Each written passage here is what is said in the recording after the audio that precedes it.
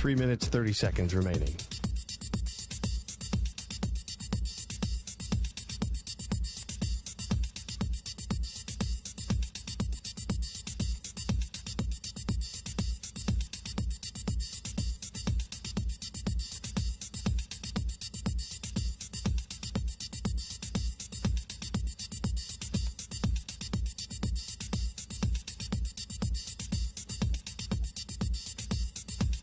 Three minutes remaining.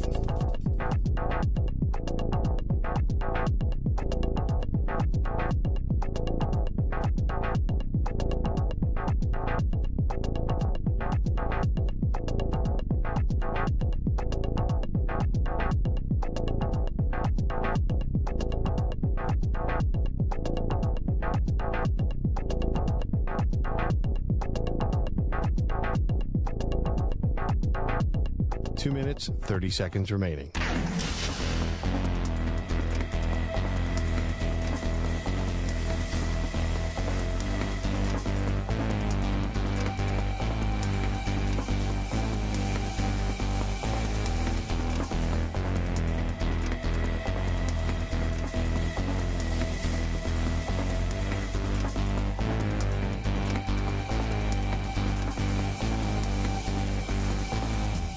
Two minutes remaining.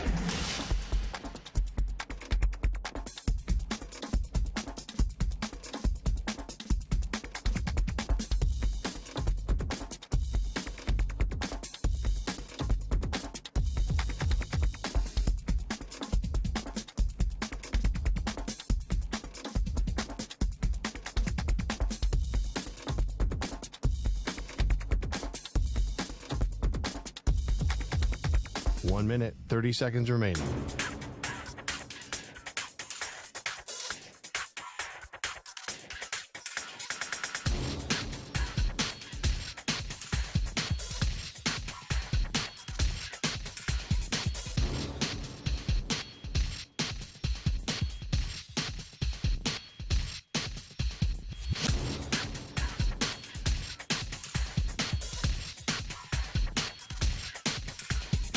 One minute remaining.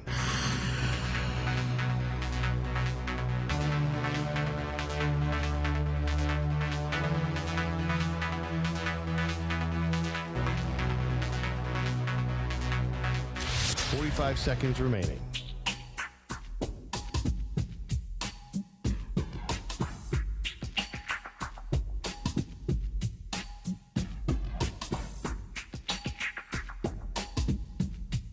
Thirty seconds remaining.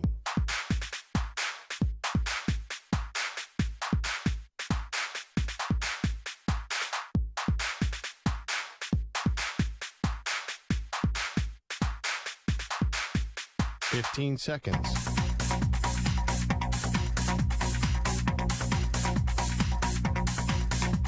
Break ends in 5 seconds.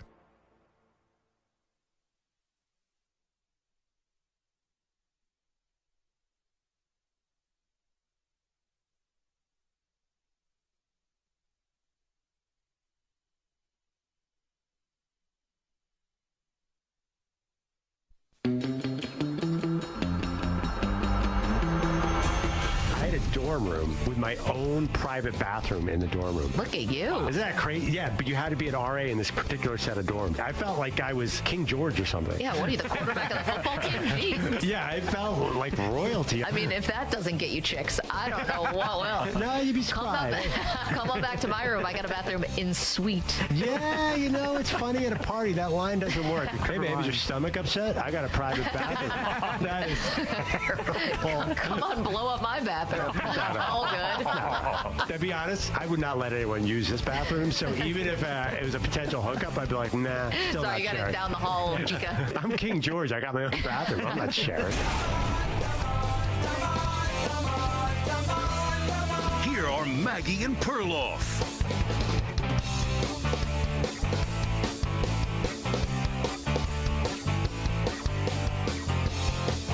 Maggie and Perloff, we're live from Radio Row. and the Maggie Perloff live from Radio Row at the NCAA Final Four is brought to you by Werner, the official ladder of NCAA March Madness and the official ladder of construction professionals everywhere. Reach new heights with Werner, available at wernerladder.com. Perloff's already had 2 helpings of brisket here in Houston. We're live. We're on Radio Row. No, it's amazing to me. I guess I've been here a bunch of times for different things. I've been in Final Four here.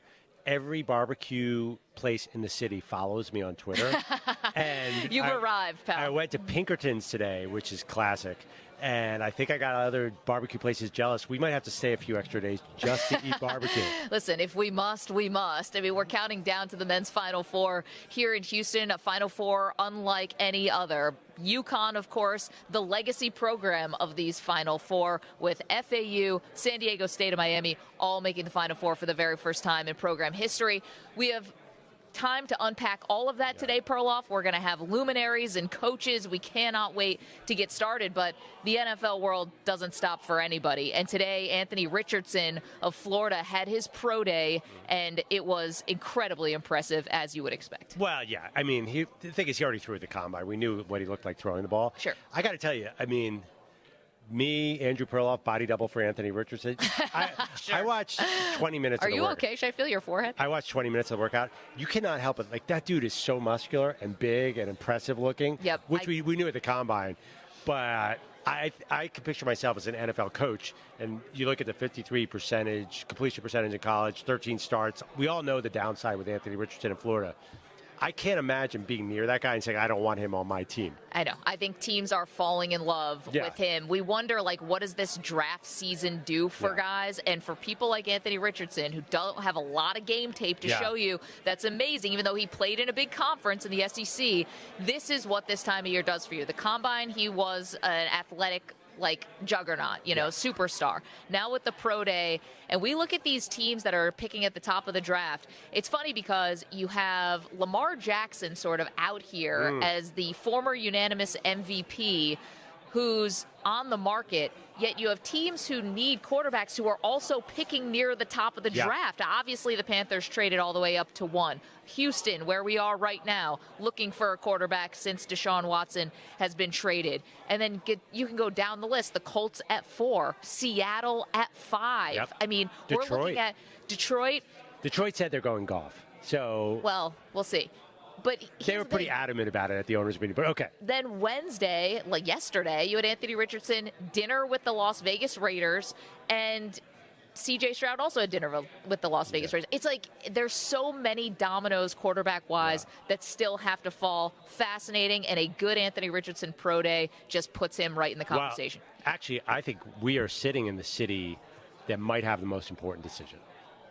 Because I think Bryce Young, I'm now with you. Bryce Young is going to go number 1 to Carolina. Thank you. What made you come around? Well, I think it's Richardson or Young. Okay. Well, Richardson or Young. Well, I think Stroud, who's still the Vegas favorite to go. Yeah, I think that those odds are going to change. Yeah, I think that's a smoke. So I think Houston is going to look at, are they going to go with Richardson or are they going to trade out if they can't get Young? So now I think I'm going to flip my order and go Young 1, Richardson 2, Stroud 3, then Levis or Hooker falling? I don't know. I feel like, so my point is, it's going to be really, what does Houston do if Bryce Young is gone? I don't think they like Stroud. Well, it's hard to know. But the thing about Richardson, at least that's, what everyone leads us to believe, is that he's not ready right now. Right. So for a place like Houston, who doesn't have really anybody right now, no disrespect, Davis Mills, I don't know if Richardson is the right pick for But they have no expectations. They can easily, true.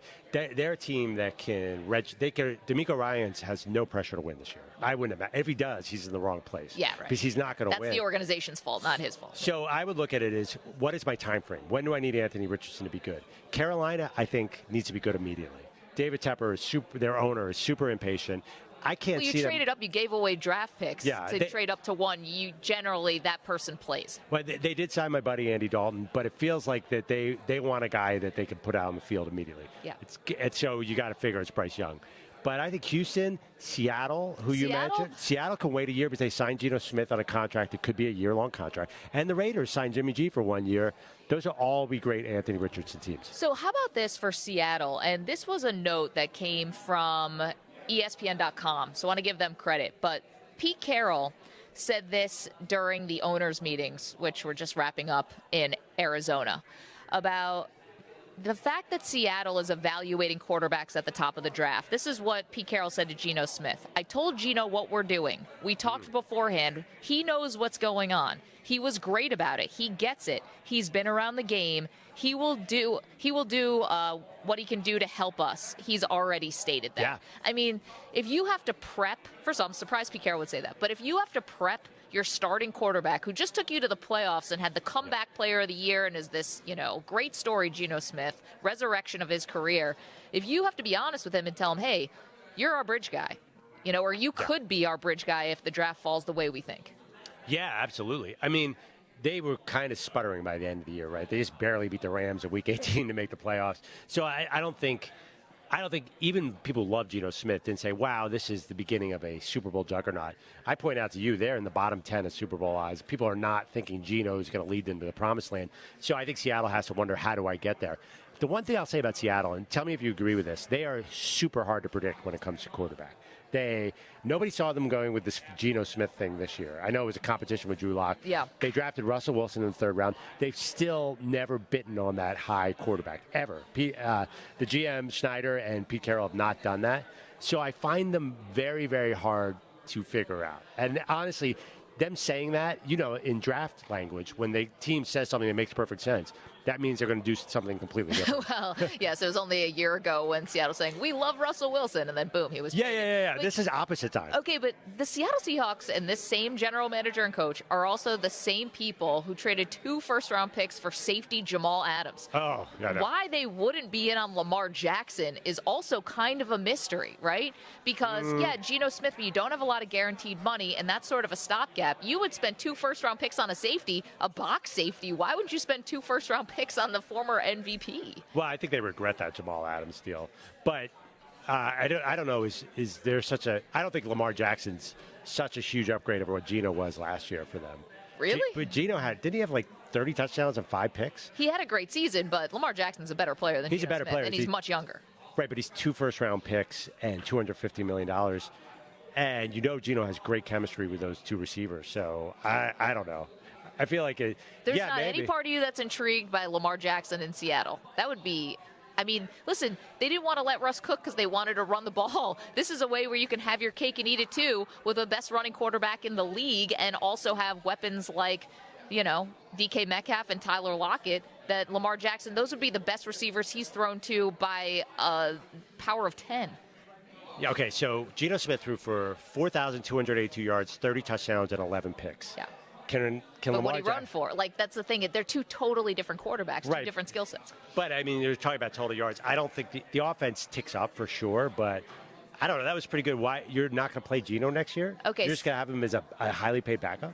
Maybe I'm trying to trade Geno. I don't know what I would do. I'll figure that out afterwards. Yeah. But think about it. What have we talked about with why we were curious, why aren't teams in the NFC falling over themselves for Lamar Jackson? Because all the incredible quarterbacks, no disrespect to Jalen Hurts, but the really great quarterbacks right now are in the AFC. So if you're an NFC team and you add Lamar Jackson, you already catapult just by adding one of the top quarterbacks in the league. If you're Seattle, listen, I get it. They pick 5th. You probably didn't think that Denver was going to be this bad that you'd be sitting there with a premium pick at 5. So if you want to look at, Anthony Richardson, or you want to make a play for Will Levis or whatever, but I'm shocked that they're not at least kicking the tires on Lamar Jackson. It also works out for the Ravens. Different coast, different conference. If you're going to trade somebody, trade them far away generally. But, they had a full, they signed Geno in mid-March in free agency. Why? I don't understand. Why didn't they sign Lamar Jackson then? Maybe they needed a safety net because the Lamar Jackson obviously is a little more dicey. Baltimore can always match the offer. They're going to have a $30 million backup this year? I don't know. It's 1 year, whereas Lamar Jackson would be 5 years or whatever after this. When they signed Geno, they already knew that Lamar was out there. They could have easily made him an offer. So I don't know why they would sign Geno for that much. That's a huge cost for a backup quarterback. No, but obviously for a backup, but it's also just for your plan A that could quickly shift to a plan B because Geno's contract's 1 year. Right. But plan A was already out there. I mean, I know, but this is the whole reason potentially why Lamar has not received an offer is because teams generally, I think the biggest concern is that teams are worried that no matter what they put out, the Baltimore Ravens are going to match it. Lamar's not a sure thing, whereas Geno was right in the building. Right, but don't you think they would think they screwed up if they did it that way? No, listen, you get it on. If they're in on Lamar Jackson, if they end up being interested, then you say, listen, we had an opportunity where we didn't realize that Lamar could possibly be in play. And but it was March 14th they signed Geno. I don't understand. Because they had the most expensive quarterback room in the history of the NFL for 1 year. Yeah, I know. That's $100 million in quarterback in that 1 year. That's amazing. Don't forget what happened with Deshaun Watson. The Browns gave Deshaun Watson a record $230 million guaranteed. What'd they pay him in the first year? $1 million. You can, once you actually get the guy under contract, you can manipulate when the guarantee starts. So, the Browns did this with Deshaun Watson, we thought, for almost like a nefarious reason because they knew he was going to be suspended so that he didn't get all this money taken away from him. You can manipulate that. Listen, maybe the Seahawks just stay at 5 and they're able to take whatever quarterback is there at 5. Or they take Will Anderson and go with Geno. I mean, they might be close already. I know. Just the quote from Pete Carroll kind of makes it seem like they're prepping Geno to be a bridge. Exactly. To somebody. Exactly, which means, knowing how Pete Carroll talks, that means that it's a lie. The last thing that was going to happen on this universe is they're going to draft a quarterback. And who are they going to get at 5? Well, we're going to find out. Yeah, if I could bet against them signing Lamar, I definitely would. But I would bet, I take the field on them not drafting a quarterback. Because they have Geno there. Is this quarterback class that great that they're going to take 1 at 5? I don't know. I saw Hendon Hooker mock there in our buddy Mike Tannenbaum's mock draft. I like that. I like redshirting a guy for a year behind Geno, but I don't know, 5's a high pick, Maggie. You could get a really good player there. I think that's what they're thinking about. Maybe the quarterback of the future. 855-212-4CBS, 855-212-4227. Just because we're on location here in Houston doesn't mean that you can't call on the show and be part of the show. The Weedos are in the chat. Of course, our buddy Nick in Texas, very, very excited because we're in his hometown. We're here in Houston, site of the men's Final Four. And this is going to be a fun one. We've got a lot to do today, including some incredible luminaries of the sport and coaches. First up on the list, a man you may have heard of, coached the Fab Five to back-to-back Final Fours, then took the helm of San Diego State University for 18 seasons, and now, after his retirement, his hand-picked successor has the Aztecs in the Final Four. So we're going to get to talk to Steve Fisher, the incredible former coach, San Diego State and Michigan. We're going to do that in just a few. So glad to have you on Maggie and Perloff again. 855-212-4CBS, 855-212-4227. Come on back on CBS Sports Radio. You're in a 5-minute break.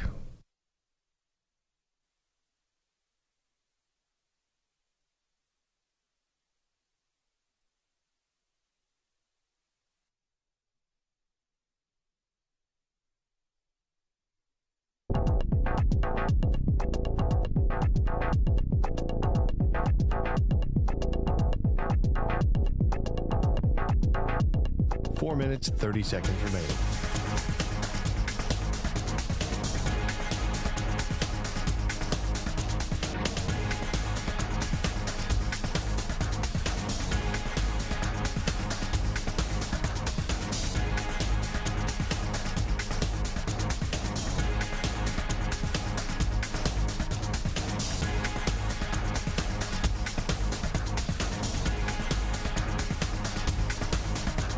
Four minutes remaining.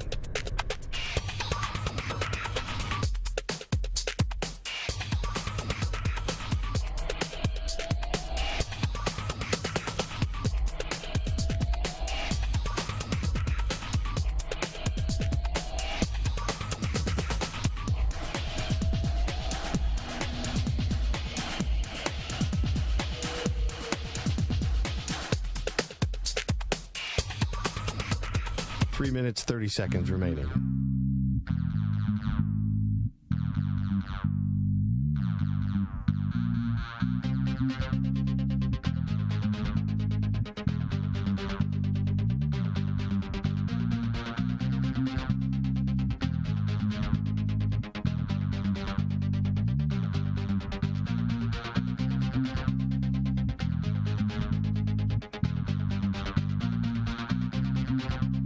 Three minutes remaining.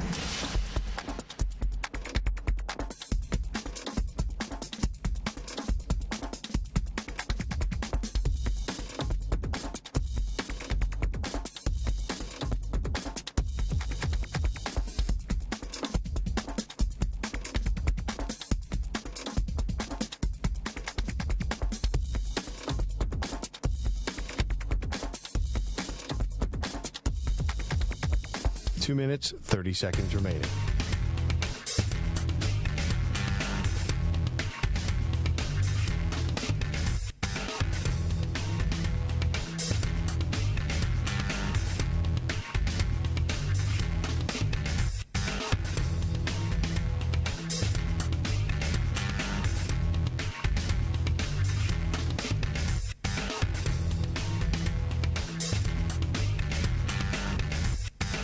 Two minutes remaining.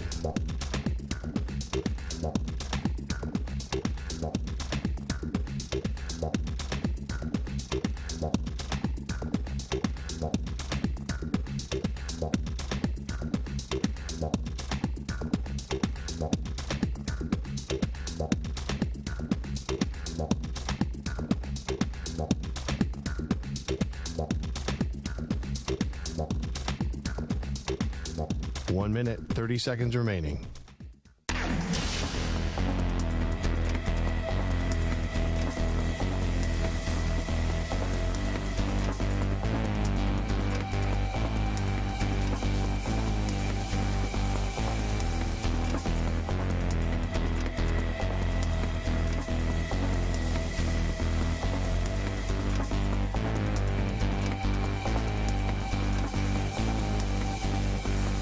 One minute remaining.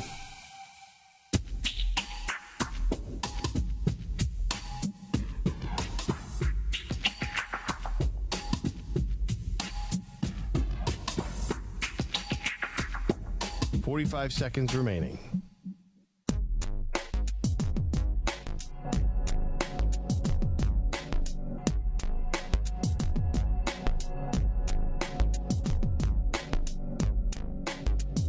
Thirty seconds remaining.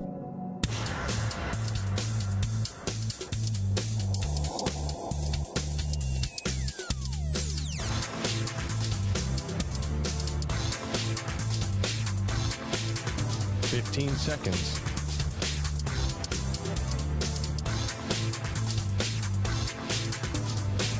Break ends in 5 seconds.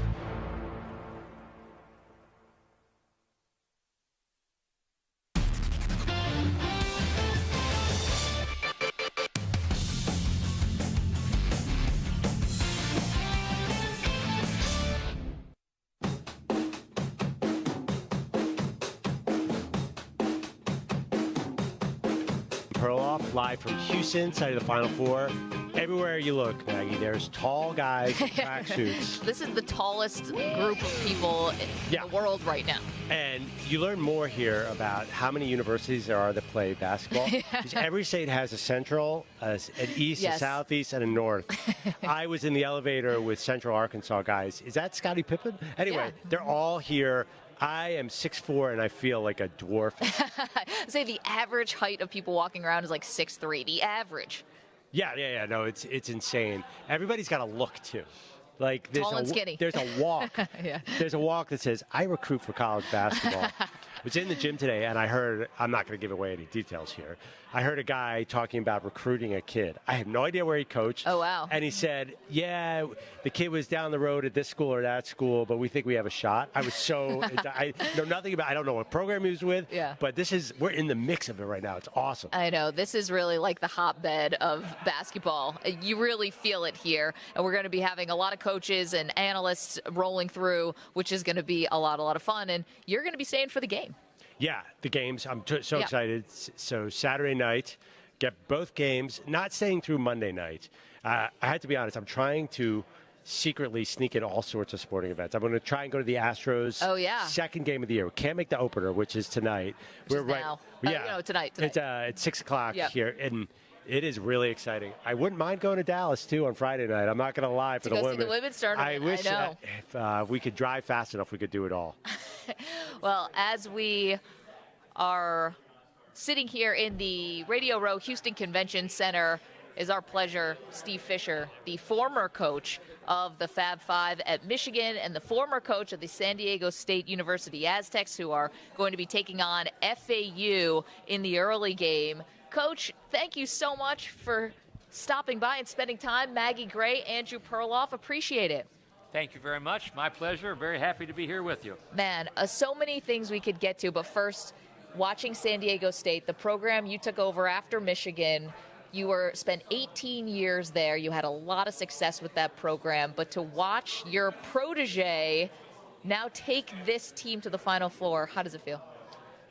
Isn't that neat? And I could put it probably in better words, but I'm like a proud big brother. The Dutchers and the Fisher families have grown up together. Brian came to Michigan in '88. Bill Frieder hired him. And then basically he and I have been together ever since with a 1 year, year and a half off time. So we've cut our teeth in the college ranks and had a wonderful, wonderful experience together. And I'm so happy for him and what he's done and the way he's done it. It's fantastic. So when you took over San Diego State in 1999, I think it was a 4-win team or something along those lines.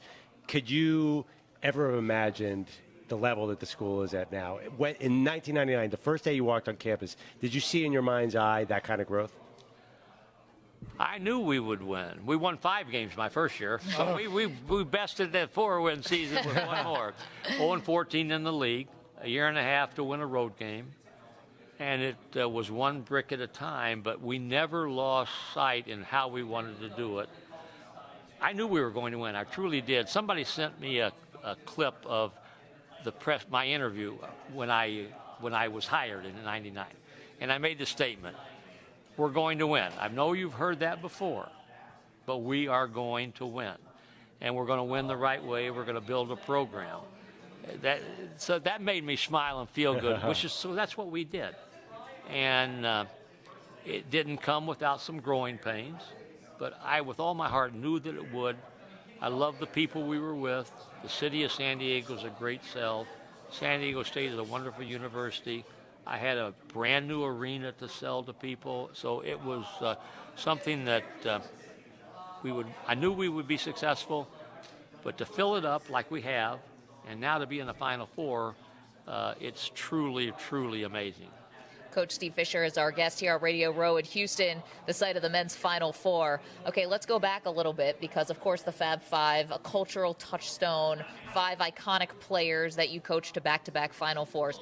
When you were coaching them, could you see, Chris Webber, he's going to be in the Hall of Fame, and Jalen Rhodes, he's going to be on television, and Juwan Howard, he could be the coach at Michigan one day. Could you see any of that progressing? Well, when we got all those guys signed, I knew we had a gold mine in talent with what we had. I first saw Chris Webber play when he was a 12-year-old. And Bill Frieder, who was a consummate recruiter, said, hey, you got to go to Toledo to watch this AAU game. So I went and saw a 12-year-old dunk for the first time. And I said, this guy's pretty good.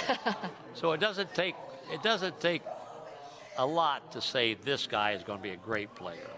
And we put a group together, and I've said Chris is maybe as good a talent as I've ever coached. Jalen is as smart a player as I've ever coached. And Juwan is more fundamental than any player I've coached. Now you throw in Ray Jackson and Jimmy King, who were McDonald's All-Americans, and you got a pretty good mix. I knew we were going to be good. So the star power, too, and, obviously the sport's so much different right now. It feels like, I don't think young people who weren't there for Fab Five, can you explain sort of nationally the impact to like how young players looked up to those players and what impact how they changed the basketball culture? You had to be there to truly appreciate it. It was a cult-like following, to be honest with you. when we went on the road, it didn't take me long to say we need help. So we had security on the road. We had people to keep folks out of our halls at 2 in the morning, knocking on doors. We would go on road trips, and there would be, looked like 12-year-olds with a bag of balls that somebody else paid them to take to get our players to sign so they could sell them for 50 times what the ball was costing. So it was crazy, but it was immensely fun. And while you're in it, you don't realize how much of an impact it had. But when we recruited, I could tell. They were wearing the long shorts coast to coast, and they were wearing the black socks, and they were talking about University of Michigan and the Fab Five. And they didn't dub themselves that. And I didn't really like the term, to be honest with you. You know, I said they all have names, and their parents would much prefer me to call them Chris and Jalen, Jimmy, Juwan, Ray, but they were the Fab Five, and they will be the Fab Five forever. I love being with them.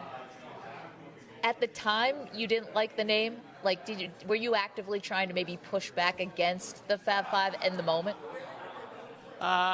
Or is that something that comes with hindsight? A little bit, but I was smart enough to know it ain't going to work. So they're going to be the Fab Five, no matter what. Yeah. And if we don't win, it'll be the bad Fab Five. Oh, no. But they won. And that was an era that nobody went pro after their freshman year. Nobody left high school and went pro. We were playing against 22, 23-year-olds as 18-year-olds. And if you didn't have 3 NBA players on your team, you weren't going to get to a Final Four in all probability. Right. So times have changed. But now we have the 23-year-olds playing on our team. There you go. We've got a veteran team. Well, Steve Fisher is our guest here on Radio Row. I was going to ask you, are we ever going to see something like the Fab Five again? Or this is a new era where, with the transfer portal, you don't really have that same one class coming in together? Well, you'll see a lot of 5-star recruits go to the same school. I mean, Sure. You see a little bit of that now. I don't think you'll ever see them staying together for 2 years. Right. Even. You know, Chris left after his sophomore year, and Jalen and Juwan stayed for 3 years, which is unheard of. Now, kids are going either to play someplace else, not go to college, or they're all leaving after their freshman year. Exactly, and that's why I think you have this Final Four, right, of teams that we didn't expect. Not one McDonald's All-American on any of the 4 teams. Yeah, there you go. Right.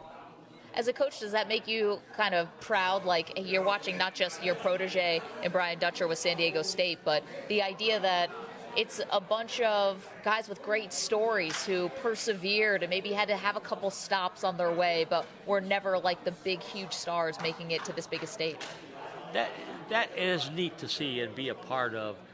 You know, at times, if you're not careful, you can feel entitled because of what everybody tells you.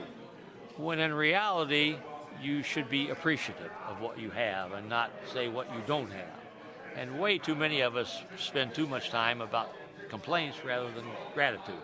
And this group of players that Brian Dutcher has, they have respect and gratitude for where they are, who they're with, what they're doing, and how they're doing it. And I believe that's why they're successful. Play 9 guys, nobody cares about minutes or shots or points, and they just want to win. And it's really neat to see. Coach, have you ever had a conversation with Kawhi Leonard that's lasted more than 2 minutes? He doesn't seem like a really big talker. No, I have not. In fact, when we made our home visit, when we recruited him, I walked out and I told Dutch, he ain't coming. He said, what do you mean? He didn't say one word all night. But his mom talked, and I could tell that she liked us and she liked me. So we talked as we made the tournament and made the run about, I told her, I said, Kim, I'm thanking you, not Kawhi, you, for where we are now. Because without you, we wouldn't have Kawhi. Coach Steve Fisher, thank you so much for stopping by, and good luck to your Aztecs in the Final Four. Thank you very much. Appreciate Thank that. you, Coach. Coach Steve Fisher. That was really cool. Yeah, no, Kawhi Leonard, not a man of many words. No, absolutely not. Good thing his mom's a talker. Is that interesting? Now, Coach said that you wouldn't even have 2 years of the same guys. It's changed so much. I mean, next year I think we have super classes coming into Duke and Kentucky, but nobody expects either of them to be. It can't be the Fab Five because they'll only be there for 1 year. I know. And someone like Chris Webber, who ended up being the #1 overall pick of the NBA draft after his sophomore year, if you were projected to go top 5, like you can't go back. It's almost like, you know, I don't think any of the 5 would have stayed. No, and they would all be gone. Even with NIL, where we see guys like Armando Bacot stay, and like some guys will stay, but not if you're a projected top 5 pick. You know, you gotta go. It's almost like you don't have a choice. Yeah, maybe NIL will help that a little bit. Yeah. I mean, I think the end result is you have a Florida Atlantic, San Diego State, Miami, UConn Final Four because, you know, guys who stay longer, that's, you know, as a Villanova fan, and I'm claiming the guys who stay longer are going to beat the guys who are teams with one and dones. I'm very curious to see, though, our guy Bronny and DJ Wagner. There are some stars coming into the game. No doubt. Can they build something and stick around maybe for NIL and create a super team? It doesn't seem like it's going to happen, does it? No, I think the siren song of the NBA. Well, Bronny definitely can't because LeBron's already put it out there that they're going to play together in the NBA. So he's got a clock over his head. He doesn't have time to mess around with a sophomore year. LeBron will be 40. Yeah. No, 41. You're right. And it's not like DJ Wagner is going to stick around for more than a year. I don't think so. It's Maggie and Perloff. We're live from Radio Row in Houston, getting off to a good start with Steve Fisher and reminiscing a little bit about the Fab Five and, of course, the San Diego State Aztecs, former team that he coached for 18 years, is now in the Final Four. And he had a lot of success, multiple Sweet 16s, obviously the run with Kawhi Leonard. So many cool things. We're going to have a lot more coaches, too. Yeah, by the way, and he didn't say it, but we all know why he and his assistants say there at San Diego. I mean, like, I know. It's amazing. He had to get there and look around and be like, why is this team only won 4 games? Well, I was doing research. 70 degrees every day and sunny. I was doing research. He gave a press conference when he first got there, and he said, you know, it's 70 degrees every day here. I think we can build a winter. He cited the weather as the #1 reason. That's somebody who spent time in Michigan. Yeah, there you go. 855-212-4CBS, 855-212-4227. Coming up, more here from Radio Row, more coaches, more luminaries, of course. And we got to get to a little thing called opening day, Perloff. We're actually staying across the street from Minute Maid Park, where the Houston Astros will take on the White Sox later tonight. We've already got news off of opening day. Already news. Wow. A little good, a little not so good. Yeah, I'm walking around. There's a lot of Astros hats around, and I tell them I'm from Philly. They're like, oh, your little team gave a nice effort in the World Series. Yes, cute little pat on the head. Yeah, I've been in Houston many times. The number of Astro fans has multiplied exponentially in the last 5 years. Yeah, what do you think? Yeah. 855-212-4227. If you want to watch the show and all the coaches we're going to have on, you can do so. YouTube.com/CBS Sports Radio. Come on in. Weedos are in full effect. We're across the country on our amazing CBS Sports Radio affiliates. We're also streaming live on the free Odyssey app and SiriusXM channel 158. We're back with more after this CBS Sports Update with Rich Ackerman.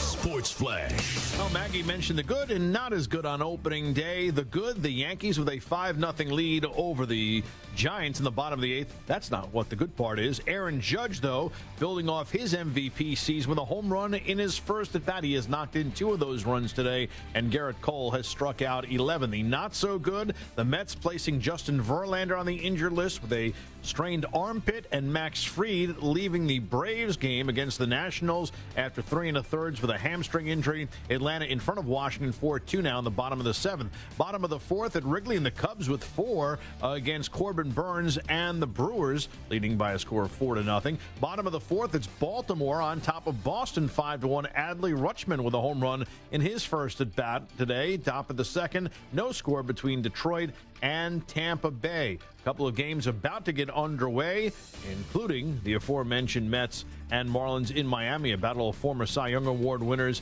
in Max Scherzer and the current one, Sandy Alcantara. Brandon Miller of Arkansas, make that Alabama, is entering the NBA draft. I'm Rich Ackerman. Right after Zach Gelb and before After Hours, it's the all-new JR Sport Brief, 10 p.m. Eastern, 7 Pacific, only on CBS Sports Radio. CBS Sports Radio.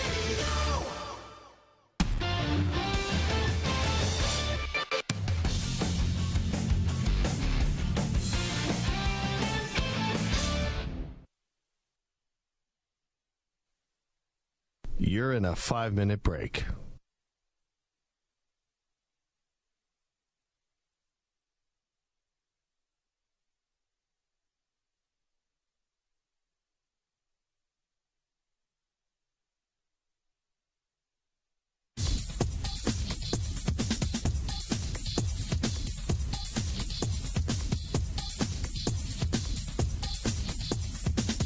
4 minutes, 30 seconds remaining.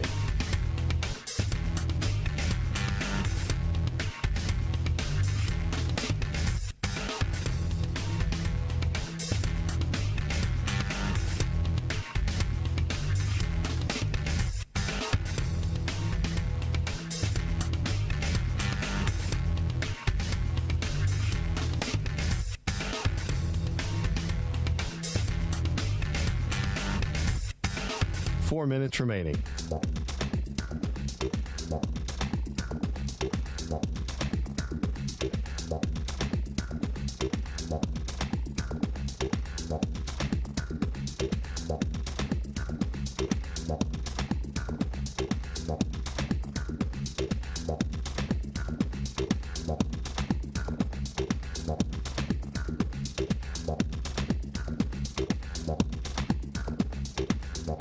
Three minutes, 30 seconds remaining.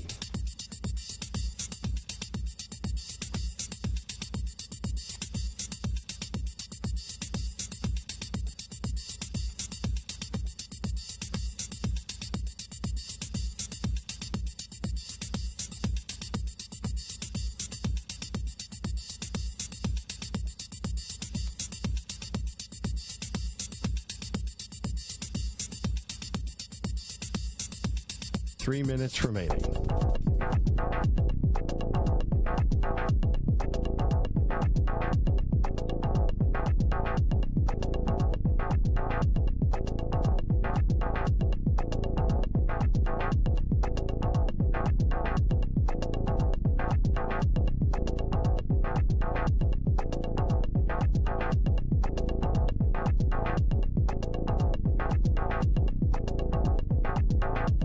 Two minutes, 30 seconds remaining.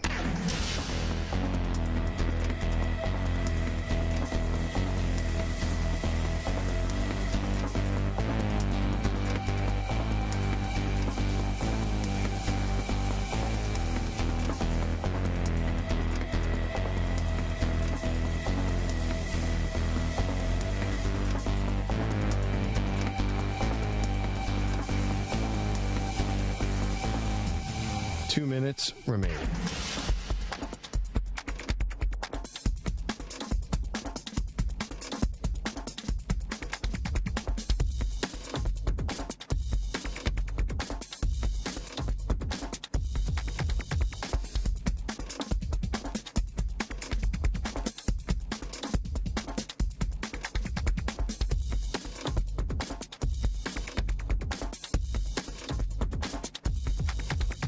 One minute, 30 seconds remaining.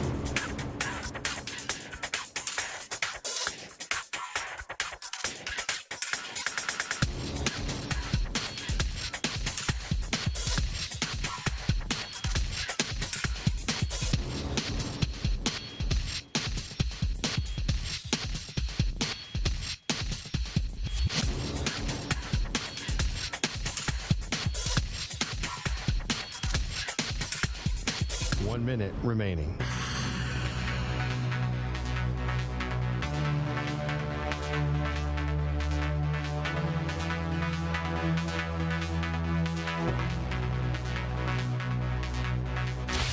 Five seconds remaining.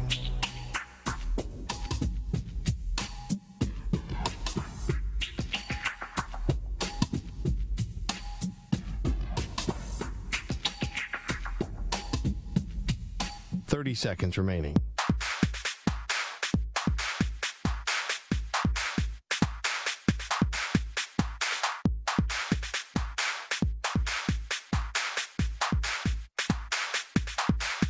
Fifteen seconds.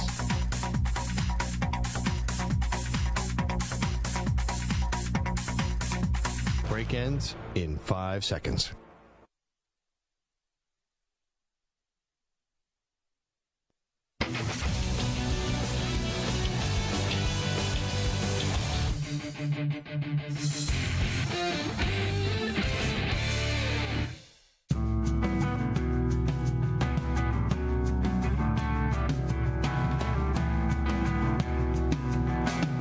Welcome back to Maggie and Perloff. We're live from Radio Row in Houston, Texas, site of the men's Final Four. Just had Coach Steve Fisher coach the Fab Five in Michigan to back-to-back Final Fours, then the San Diego State Aztecs for 18 seasons. If you missed that or any of our interviews, you can always download the Maggie and Perloff podcast. If you want to watch the show, youtube.com/CBS Sports Radio. Perloff, it's opening day in Major League Baseball, and we cannot get over the fact that the Yankees-San Francisco Giants game that started at 1:10 p.m. Eastern Time is in the 9th inning and is probably going to finish in about 2 hours and 40 minutes. Right. That's actually slower than the spring training times, right, which were 2:30. But that's still amazing because I was worried that all this hype about the pitch clock and it was still going to be 3 hours and 15 minutes. It was still a 4-hour Yankee Red Sox game at some point. Now I wonder, so in this game, is it just because the Yankees are mowing them down, or is this going to be, is this the exception, or you think this could be the rule? Well, this one might have been particularly fast because Garrett Cole had 11 strikeouts and Webb had 12 strikeouts. So the fact that anytime you have that amount of strikeouts, the game's going to move along pretty fast. But still, 4 different pitchers now have taken the mound for the Yankees, 3 different pitchers for the Giants. You have the multiple pitching changes, which always held things up.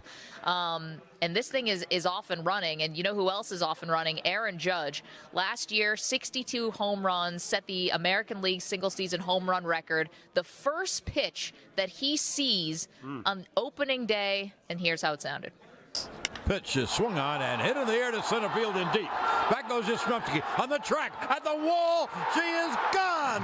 Unbelievable. Aaron Judge in his first at-bat of the year hits a home run to dead center. It is a Judgian blast. All rise. Here comes the Judge.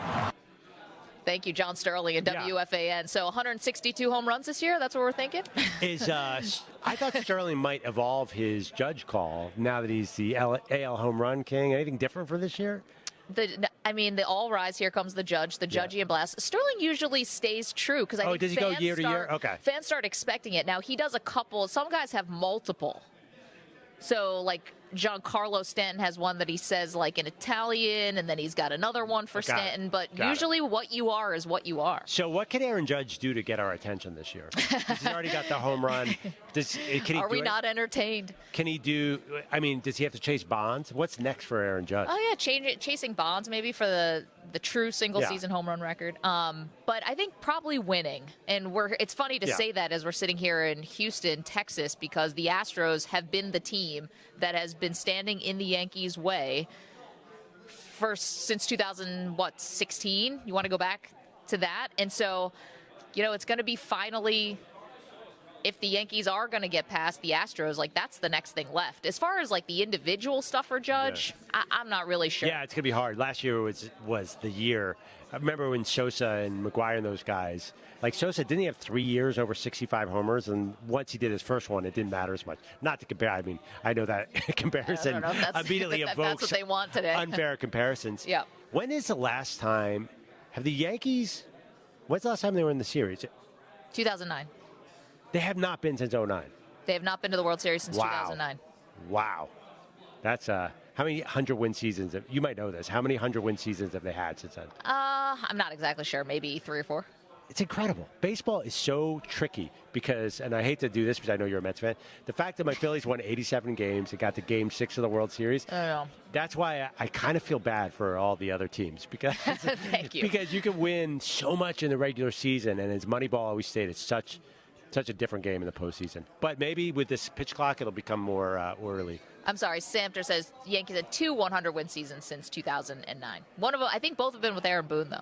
I might be wrong about that. But still, like, pretty amazing that listen, they've had so many successful seasons and have not even gotten to the World Series. Yeah, you had the Red Sox in the AL East who have still been awesome, and the Tampa Bay Rays have been great. So, it's not going to be easy. Of course, we're here in Houston, site of the Final Four, and this Braves-Nationals game again. Like, these games are just absolutely cruising. You mentioned I'm a Mets fan, so some bad news. And again, we're here in Houston, where Justin Verlander won the Cy Young last year. After a season he came off Tommy John surgery, he was placed on the IL before the game today. With what? Couldn't even get to opening day. Something that is being called minor right now, but you know how that goes. I've heard many a Mets medical update that said it was minor, and then the person basically, we never saw him again. So pitchers, any minor injury with a pitcher is reason to panic completely, right? Yeah, just panic in general. Minor, major, it doesn't matter. Yeah, so, by the way, you know who my Phillies see tonight? Speaking of injury about to happen. They play the Rangers. Jacob deGrom. Yeah, I don't know. The way that this is going to work. Oh, is deGrom leaves the Mets and gets healthy? Of course, because it's the only way this can possibly work is that deGrom will never be on the IL ever again, and that Justin Verlander will never actually pitch for the Mets. So that's, if you want a little preview, that's how this is going to go. Who hurt the young baseball fan in you, Maggie? Actually, I know. The New York Mets. Yeah, I mean, listen, if you could pull out a couple different people. Carlos Beltran, I don't know, anybody. Actually, I like Beltran. It's not his fault. Okay, so here we are, men's Final Four. Can we call what we have to get to? Lamar Jackson. Yeah. So we got a little bit more of an update, a report about what Lamar Jackson is actually looking for. Perloff, you mentioned this yesterday, which is we have such little information that we're going off of with Lamar when it comes to what he actually wants. Right? Absolutely. But the funny thing is, we all sort of saying the same things over and over again, and it's almost become like he said them himself. But he never said them. You and I were looking back yesterday. He never said certain things like, I want a guaranteed contract, and I want this much money. He's never actually said what he wants. We've all had to assume. We've all had to assume. We've all had to fill in here and there. And essentially, we've got some new reporting now. So from ESPN, Jeremy Fowler reporting that, and forgive me, I don't mean to laugh, but the report now is that Lamar Jackson isn't looking necessarily for a fully guaranteed contract. Mm-hmm. He would just like the guaranteed money to be more than what Deshaun Watson got at $230 million. Yeah. It's like, okay, so I guess you're not asking for the full guarantee. You just want guarantees of over $230 million. Yeah. Got it. Pocket change there. I guess. Which is actually, I think that's in line with what everybody assumed. We've all assumed that Lamar Jackson was looking at Deshaun Watson saying, I'm better than him. You should pay me more than him. Right. And there's obviously a logic to that. You could easily make that argument. I mean, I'm not going to compare the two quarterbacks, but usually quarterbacks, next one up gets the biggest deal. Right. So I think the issue here was Deshaun Watson an outlier? Were NFL teams making sure he was an outlier? Yeah. But I'm wondering, if Lamar kind of leaked this report, do you think he's changed his opinion because the market has changed on him, where he could not get that big guarantee? So is he saying, you know what? I don't need a guarantee. I just want the money. See, what's funny, though, is I thought that the $230 million was the sticking point. Right. I thought that was what people were worried about because his missed games in the last 2 years, that precedent of giving out that much money. Because if it's guaranteed, then, the owners have to put it in a separate account that can't be touched, like the escrow account, and all the complications. The other thing, too, where it's just you have every team that can approach Lamar and say, here's why we're not here's why we're not in, here's why we're not in on him. And it can actually make sense. Yeah, you can make an argument. You can make an argument for every single team. So part of that is it's a tough spot for Jackson. Now, here's another small nugget that came out of this report. We've talked about how personal this may or may not have gotten between Lamar and the Ravens. And I think this is all just business. It's you can tell Lamar's frustrated, but it seems like it's only over money. Well, that might not be fully true. Again, from Jeremy Fowler from ESPN. He gets the sense from his sources that Jackson is irked by some of the Ravens' negotiating tactics, including some of the specific language in their offers last year, and that he's eager to see what other teams have to offer. So this is all the stuff that will come out after the fact. And I know that this is not, I don't believe this is what it is. But my mind, the first place my mind went to about things that could be included in the contract that he might have not have liked, the first thing that went through my mind was the Kyler Murray homework clause. And I do not think that's what they're putting in Lamar Jackson's contract. But is there something in there that actually was something that he deemed like, you guys are questioning my work ethic, character, whatever, by adding this language in the contract? Yeah, I mean, actually, it's funny. I thought of the Kyler Murray thing, too. I'm like, ooh, language in a contract. Yeah. But that can mean anything. I know. It doesn't ever Kyler Murray, we saw that coming to a large extent, right? Because there's already been a lot of smoke around Kyler Murray's study habits before that. I believe. I can't tell. I don't remember when that all started. But Kyler Murray's always been a bit of a bit of a prickly personality. You never quite know what you get with Kyler Murray. I'm thinking back to the Dan Patrick interview with Dan asked him, you were there. You play baseball and football. Kyler's always been different. Lamar's the opposite. Lamar has always been a shining personality of the NFL. Right. So until that report the other day that Chris Mortensen had of ESPN that the Ravens were worried about his sleep habits and his work habits. Yeah, nutrition I would have thought habits, about that. right? But now I think that's, we're dealing in the land of assumption. But, yeah, I think that's a safe assumption. You know what? The other thing, too, I was thinking about. Yeah. Do you think Lamar gauged the market and said this escrow problem is such a big deal that I'm not going to be the one who fights this because maybe I'm limiting myself by asking for a guaranteed contract. So maybe if I take that off the table, the teams won't have to go into escrow. I can get a bigger total deal. Do you think it's possible he read the market? Well, but if you're asking for $230 million guaranteed, yeah, I mean, that's a lot. I was wondering if there's some way where you can fudge that so it doesn't all have to go into the escrow immediately. Oh. I have no idea. I mean, listen, hand it to NFL. Front offices to try to fudge whatever they want. But if you're asking for Deshaun Watson's contract, you're basically asking for it. Right? I think so. I don't know. And how about this other issue, too? Lamar Jackson does not have an agent. The thing you just described, he's eager to hear what other teams want to know. That's often where traditionally an agent comes in to help you. This whole process seems super clunky because of the non-agent issue. It seems clunky because of the non-agent issue, and honestly, even if you have an agent, anytime you demand a trade, you essentially are picking, the more public, messier option. Definitely. And whether that's in the NFL or the NBA, it kind of feels like that's often been, funny enough, that's often been the last resort, and now it seems like asking for the trade is just the first thing.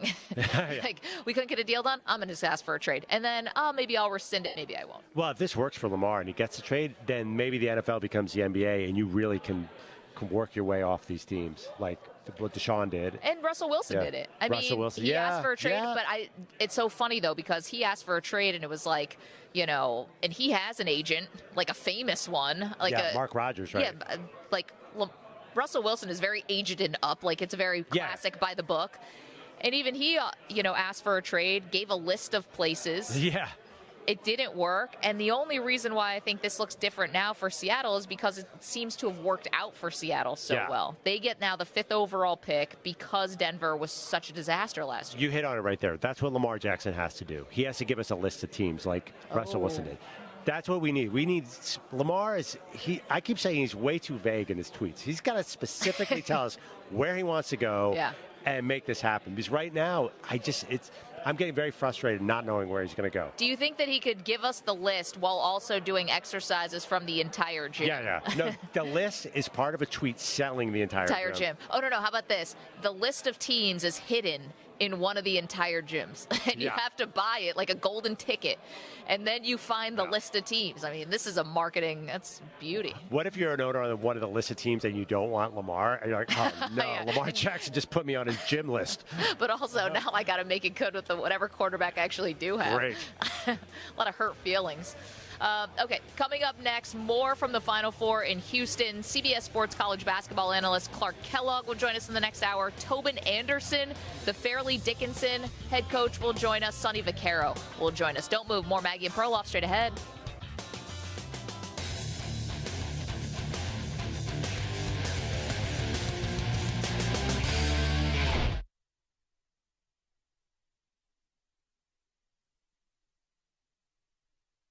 You're in a 5-minute break.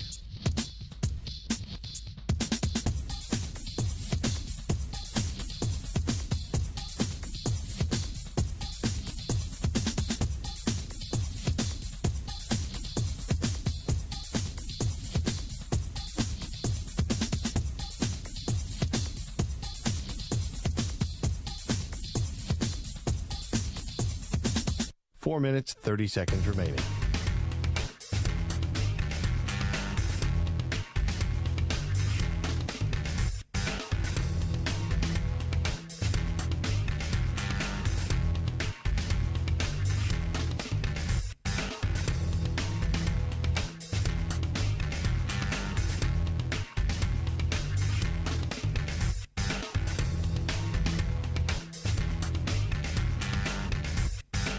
Four minutes remaining.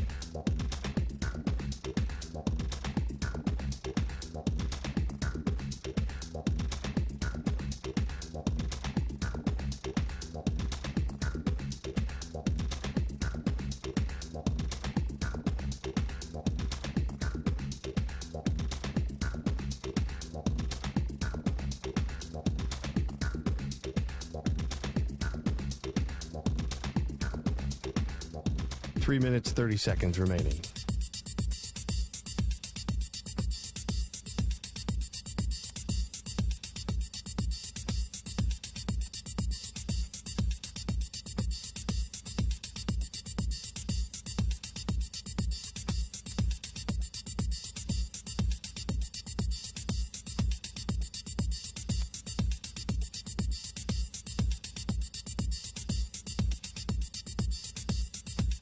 Three minutes remaining.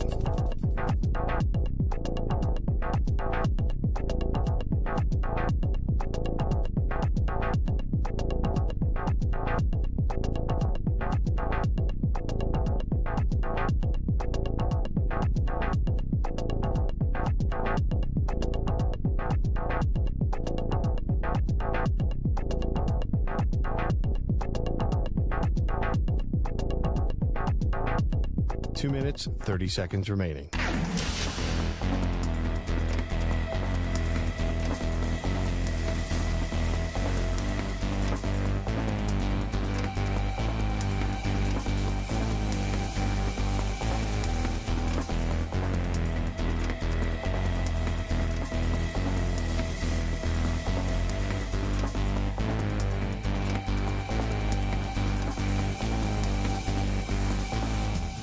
Two minutes remaining.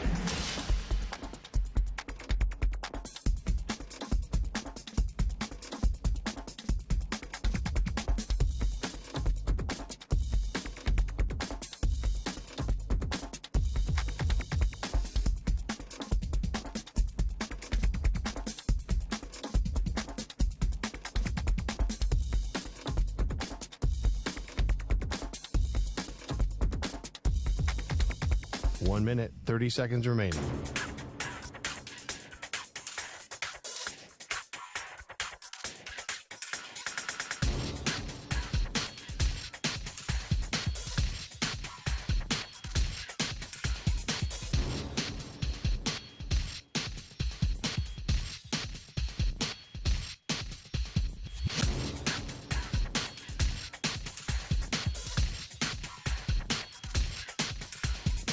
One minute remaining.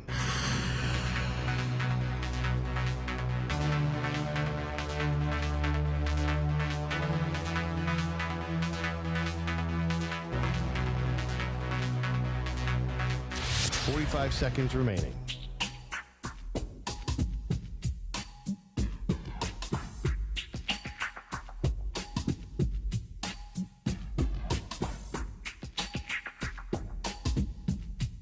Thirty seconds remaining.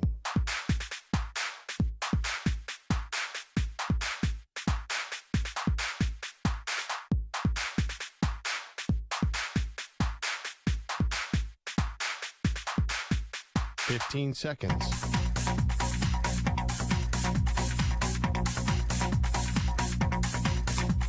Break ends in 5 seconds.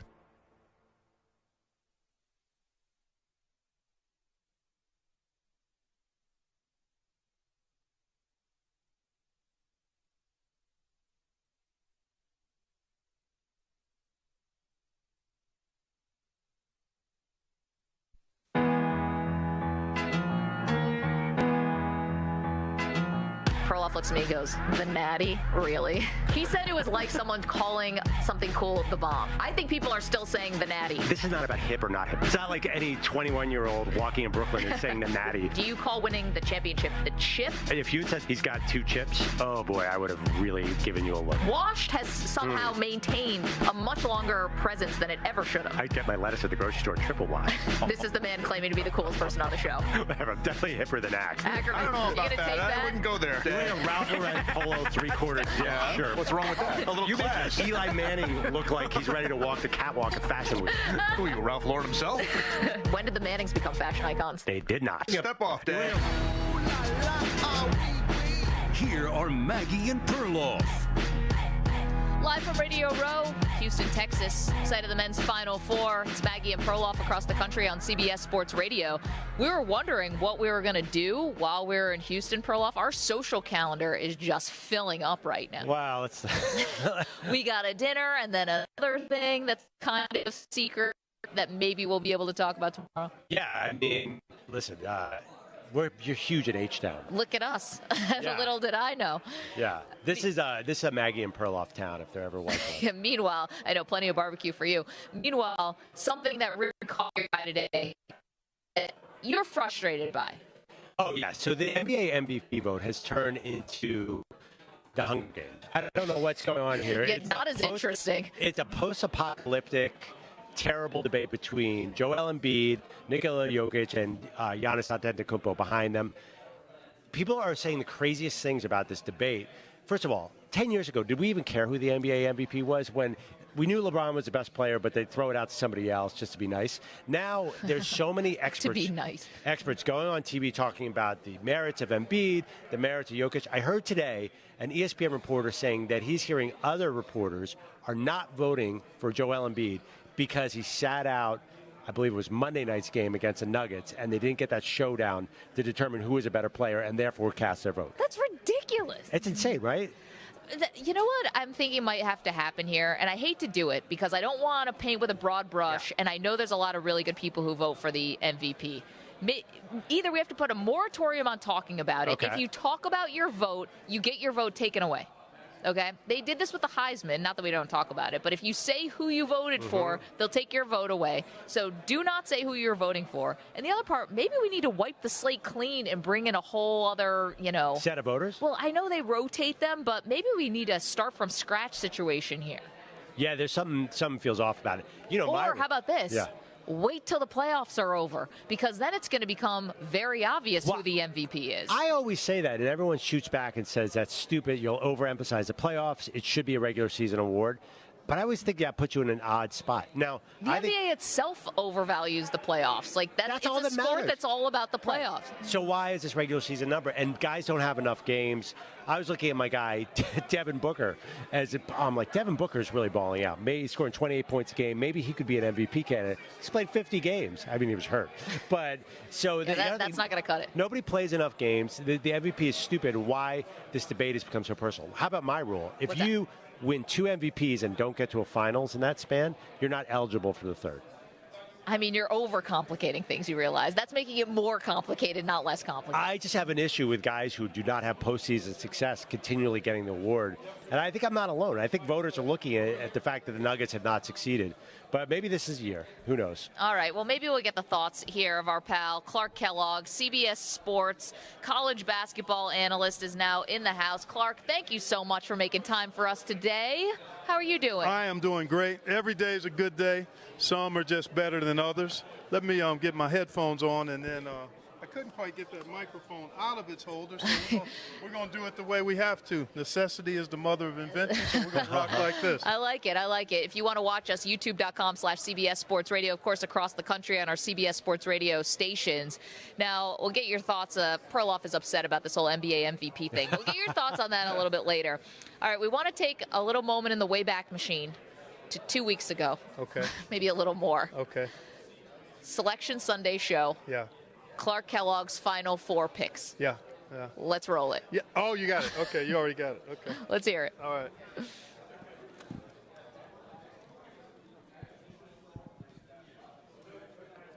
Well, I tell you what, I looked at the South, and I've got to go Alabama. In the East, I've got Purdue, and then in the Midwest, I'm going Xavier and Gonzaga. I like the fact that they aren't a 1 seed as they've been in multiple tournaments in recent years. I like Gonzaga to make it happen as your national champion. Wow. Clark, we don't bring that on to make fun. I did say it with conviction, though. You were so adamant about Gonzaga. I certainly was. But you know what? We all thought there was great vulnerability across the top seeds. That's true. And we did. We talked about that throughout the regular season leading in. And then when you get up and you're making a choice, I thought Gonzaga's offensive firepower, and they got better defensively. But this has been a phenomenal run by Florida Atlantic. UConn's been the most dominant team in the field. San Diego State defensively has been as impressive as anybody. And then Miami, offensively, the efficiency and the weaponry they have through Miller and Wong, Poplar, and Pack, and even Norchad Omier. Those guys are really, really good offensively. So we've got the 4 teams that deserve to be here. Clark, is anybody that you know calling you and saying like, "Oh, I knew these 4 teams"? Have not gotten that call. But I do. There are a number of folks that really felt UConn, and I did too. UConn, yeah. When you saw them earlier, they had everything you would expect a championship team to have. Point guard play, because Tristan Newton was adjusting and isn't a quintessential type point guard in terms of a playmaker first. He's more of a lead guard as a scorer. That gave him a little bit of bumpiness. And then they're in a good conference, so you're going to lose some games. But when you look at size, the shooting of Jordan Hawkins, the versatility of Andre Jackson, I mean, those ingredients, and the depth. I mean, he plays 8 to 9 guys. Everybody plays, and Sonogo is a real man in the paint. So they've got the ingredients that make them the favorite in my mind. Okay, so you think UConn's the best team left. Who's the best player left in the tournament? Wow. That's a very good question. I love Jordan Miller from Miami, his versatility. Yep. He's a stat sheet stuffer supreme. I mean, he does everything, does it all well, all smoothly. Perfect in the Elite Eight. Yeah, he was, perfect. I mean, did not miss one shot across all the shots, which is just ridiculous to put it together like that in that kind of game.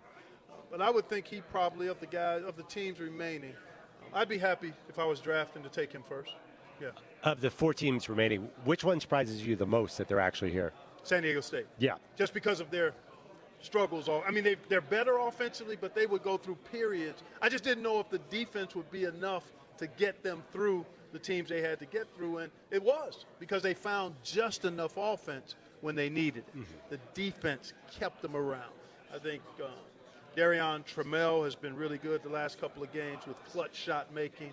Lamont Butler came up big from the perimeter, and that's kind of been a sketchy part of San Diego State's game. And then Jaden Ledee, coming off the bench, has put a lot of production into his limited time, getting rebounds, extra possessions, getting to the foul line. So they've done it their way. These teams that are here have stayed truest to who they are and who they've been all season long. Okay? Florida Atlantic has been doing what they've done in this tournament all season long. It's no aberration. There's nothing. Nobody's gone off that didn't go off. They're all doing. Same thing with San Diego State. If you watch them during the regular season, the way they've played in this tournament is right in line with that. UConn, the last 15 games or so, and what you saw in the first 8 or 9 games, that's who they are. So, and Miami, they won the ACC. Right? I mean, that's who they've been. They average almost 80 points a game. They get it from multiple guys, and they do it highly efficient and sneaky problematic on the glass and defensively. Their offense stands out. It's obvious. They got guys that can make not only open shots, but make tough shots. Yeah, right. They can make challenge shots. Yeah. And they all handle the ball.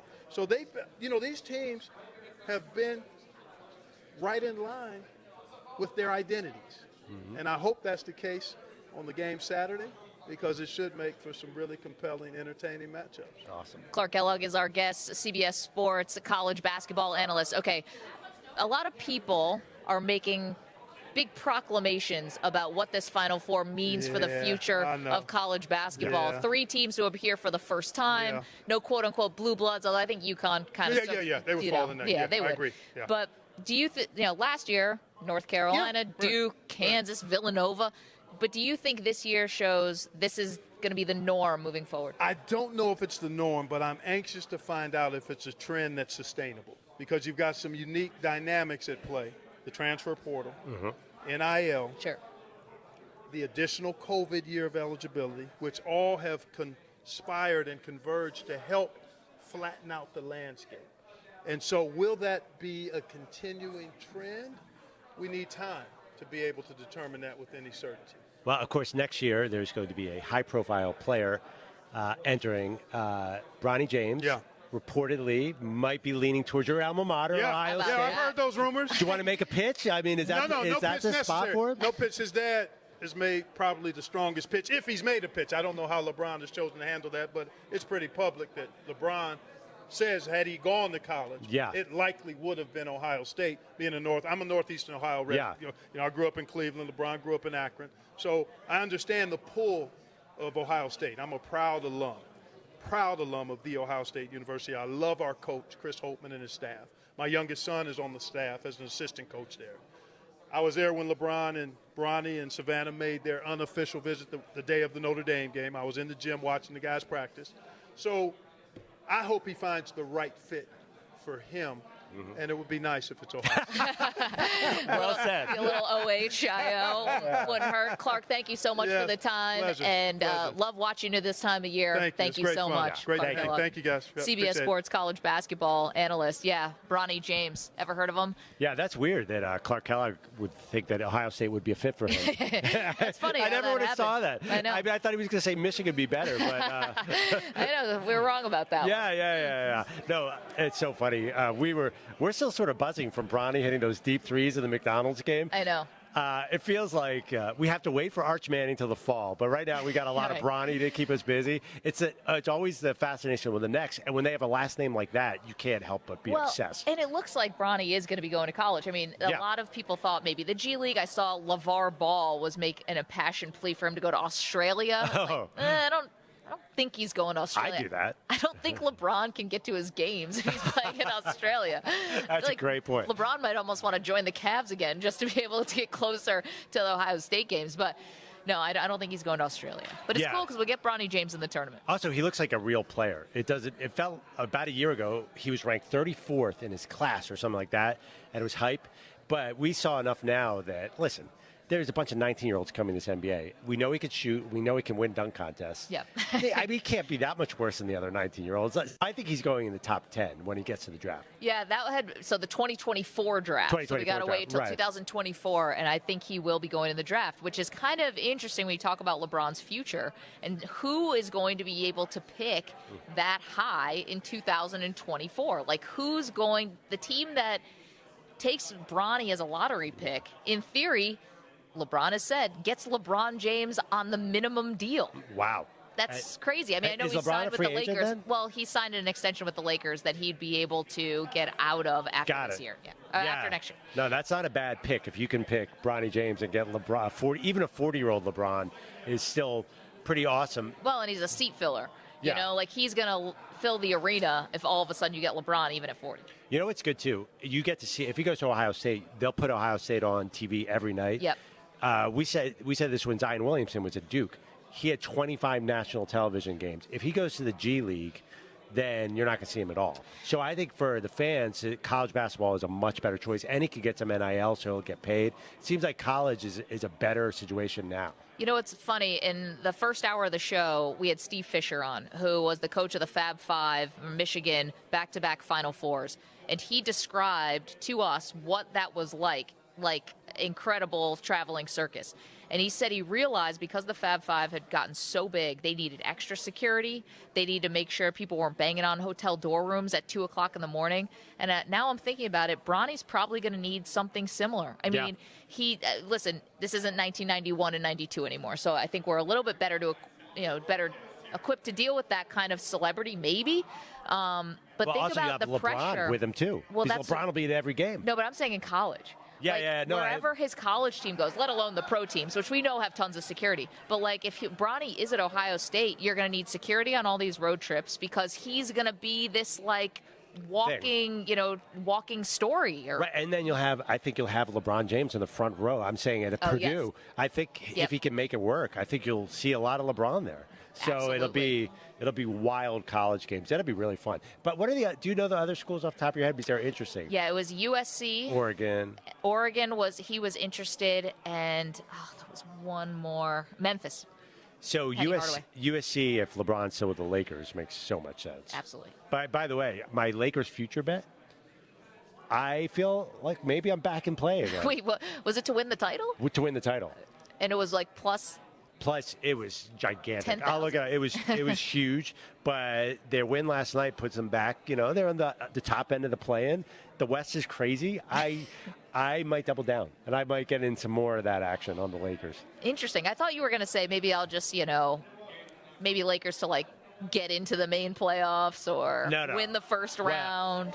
I can basically, I think I put $10 on this. I could cash out for $11.50, so I could make $1.50 off of that. No, it's a long shot, but the West is wide open, Maggie. You never know.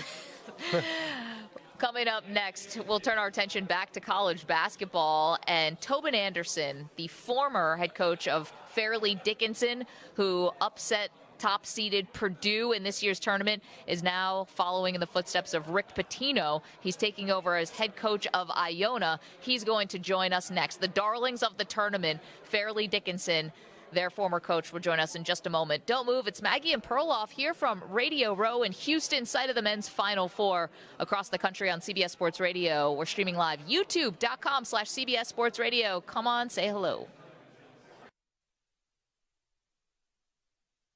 You're in a 5-minute break.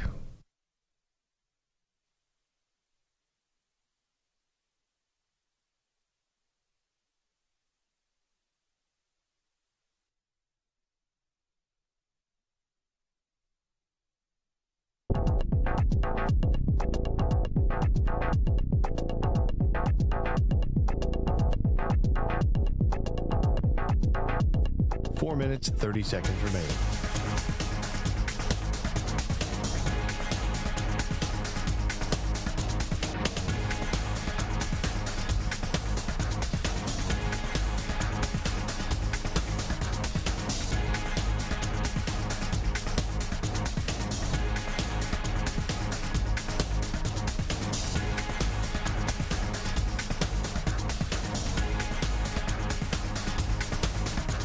Four minutes remaining.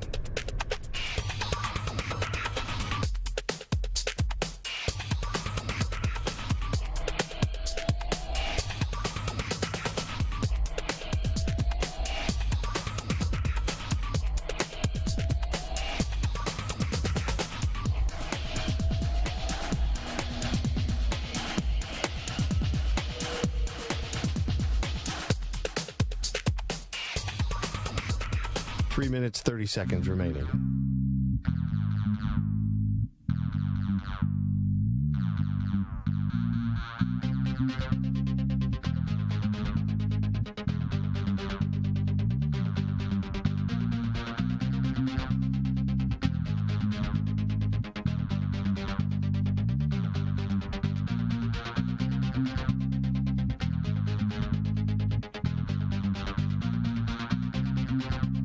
Three minutes remaining.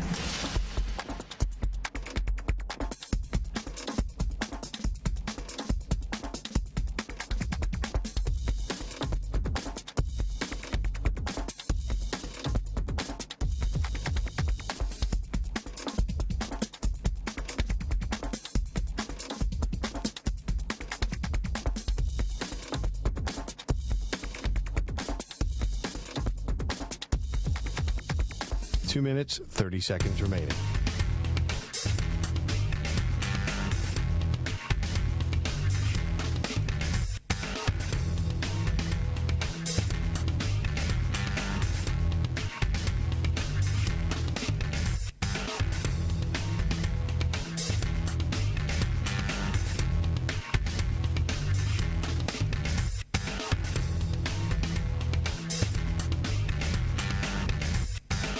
Two minutes remaining.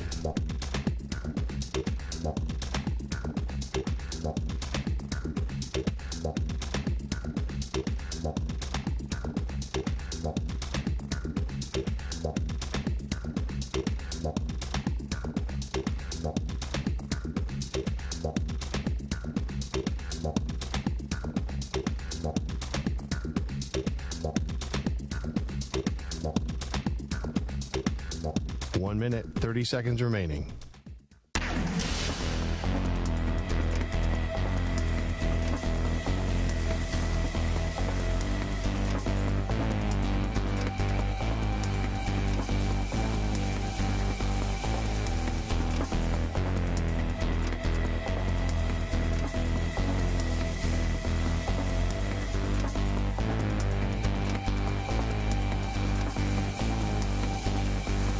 One minute remaining.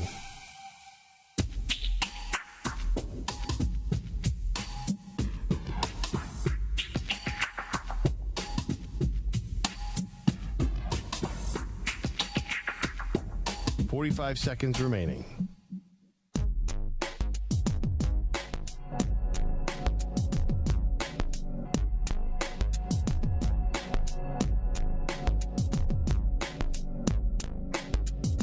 30 seconds remaining.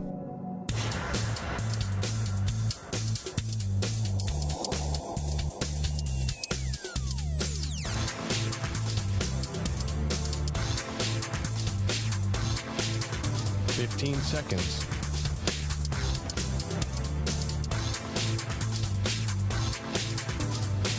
Break ends in 5 seconds.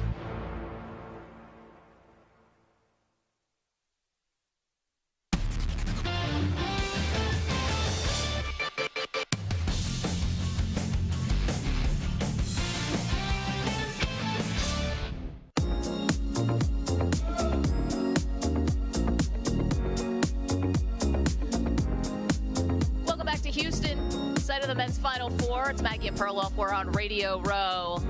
And welcome now on our set by the man who was coaching the darlings of this tournament, the Fairleigh Dickinson University men's basketball team. The smallest team by height in the tournament takes down the tallest team in the tournament in Purdue. Only the second time that a 16 seed had upset a 1 seed. And their former head coach, now Tobin Anderson, joins us because now he's the new head coach at Iona, taking over for Rick Pitino. No big deal. Tobin, thank you so much for stopping by. How are you? I'm doing great. Thanks for having me. And congratulations. Now, we were just chit-chatting, and you said one of the text messages amidst the, I'm sure, hundreds and hundreds that you've gotten since this tournament started was from who? Bill Belichick. Yeah. So I'm sitting in my hotel room on Saturday night. We beat Purdue, and I'm just sitting there, watching a little bit of film, kind of hanging out, watching the news stuff, and all of a sudden it's a text from an unknown number. It was from BB. He said BB class of '75, Bill Belichick. I'm like, oh, that's a big one right there. So I was excited to get that one. No, Lin-Manuel Miranda also from Wesleyan. I'm disappointed. One of your former stuff. Nothing from him at all. So I mean, I'm not sure he's watching the basketball at all, but yeah, I was a little disappointed on that. Just a little thing about Wesleyan athletics. My uncle went there and he weighed 250 pounds and he signed up and he got a letter from the football coach saying, hey, do you want to join the team, even though he never played an ounce of football?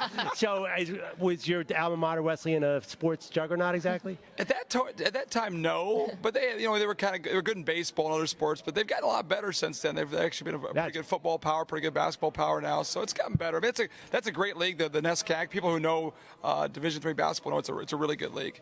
Tobin Anderson is our guest, is the former coach of FDU, Fairleigh Dickinson, took down Purdue and just became the talk of the tournament. Describe what that was like to live. Yeah, just unbelievable. When that buzzer went off, 'cause, like we were talking about belief and having a chance to win, but like deep down, you're like, all right, at some point, Purdue's just going to put us away. And I remember, Sean Moore hit the three at the top of the key about a minute to go. And that was the first time all night I thought there's a chance. I kept thinking, they're going to make it their run. We've played well. We've done a good job. We've represented ourselves really well. And he made that shot the minute to go, and I'm like, I might have swore a little bit. I'm like, we might win this game, and we actually finished it off great and played well. So it was just an unreal experience for us to do that. We played like, most games like that, like you shoot like incredible from the three, or you shoot incredible for the. We just played like we didn't shoot an unbelievable amount. We didn't go above our heads. We just played great defense and played really well. And I thought more impressive was a game we played against Florida Atlantic the next game where we had a chance to beat them as well. And they were more like us style wise, and we played well that. So we had a great tournament. We won 2 games, beat Purdue, and had a chance to beat FAU, who we found out is a pretty damn good team. So it was a good run for us, and something we'll remember for the rest of our lives. Yeah, when you're coming to the final minutes of that game against Purdue, do you let history sort of seep into your mindset at all? And how did the players avoid not letting the moment get too big? Yeah, I think that first 4 game helped us because we're coming from FDU where most crowds are. We don't draw great. We draw at the most 1,000 people for our home. So there's no environment like that. So the first 4 game in front of 12,000 people, and we played great. It was on national TV. That helped us for the Purdue game because we kind of been there before. Now, different animal, number 1 seed. But the great thing about the tournament, when you're an underdog, and that whole arena will change. The fans all change to root for the underdog, and the whole place is going FDU. that helps you, right? Yeah. That helps. Almost felt like a home game in Columbus for our guys. So it was actually a really good thing to experience. Besides the actual game, just the whole place going crazy. I've heard stories about other arenas where the game was on the big screen. They had actually stopped the game or kept the game. Kept the game on there going. The fans were booing. The fans were chanting FDU. So just an unreal experience for all of us. Tobin Anderson is our guest here on Radio Row. I mean, you know this because you're in the coaching profession. There are talented coaches who will go their entire career, who will never have a moment like what you and your team experienced in this tournament. does the weight of that like come down on you at this point where you're like, wow, I've achieved, and you still have more to achieve, but like I've done something that so many coaches will never get that shine? That's a great point, and I think it sets in for a little bit. Then you're like, well, I have to get back to work here. I can't sit around. You can't feel good about what you're doing. But yes, I mean, we know what we did was a special thing and a special journey, and like to do what we did was may not be done again. 116 upset, especially how we did it. So it's been hard to enjoy because for me personally, and hopefully our players at FDU have enjoyed it. But I get home from the tournament, I'm right back into get a new job at Iona. I'm right back to work now. So it's been hard. But at some point we'll sit down and say that was just something really special. So hopefully. So you get to Iona. You look at this Final Four with teams like Florida Atlantic, San Diego State. What's a realistic goal now in college basketball for a program like Iona? I think that's the goal, is a Sweet 16. I think that the idea of getting to the tournament and winning a game and then winning 2 games is something that every good mid-major can actually do now. I think when you see teams like Florida Atlantic and there's been a lot this tournament who have played well. Furman got a big win to start the whole thing off. Actually, watching Furman win, we're in the arena. Watching them come back and win that game probably helped us a little bit. Just seeing another mid-major team, they're better than us. They had a better year, but still very similar as far as like the mid-major stuff. To win that game helped our guys. This can be done at this level. So I think now for teams like us at Iona, hey, it's not out of the realm of possibility to make a run to the Sweet 16 or make a run to the Elite 8 and do that. So, things are changing a little bit. People said the portal was going to hurt the mid-majors and the low Division ones. I'm not sure that's been the case, right? And the COVID's, there's a lot of things, but there's a lot of good players out there. My 3 leading scorers versus Purdue or Division D2 players last year. Those guys played great. So there's a lot of really good players out there, a lot of really good coaches out there. You got to play well at the right time, and we did that. Yeah, where you were like over a year ago, right? D2. Then you go to D1 in your first head coaching Division I job. You've been an assistant in D1 before. And then to beating Purdue to where you are now as the head coach of Iona. Unbelievable ride. But you said you're still in the exact same house.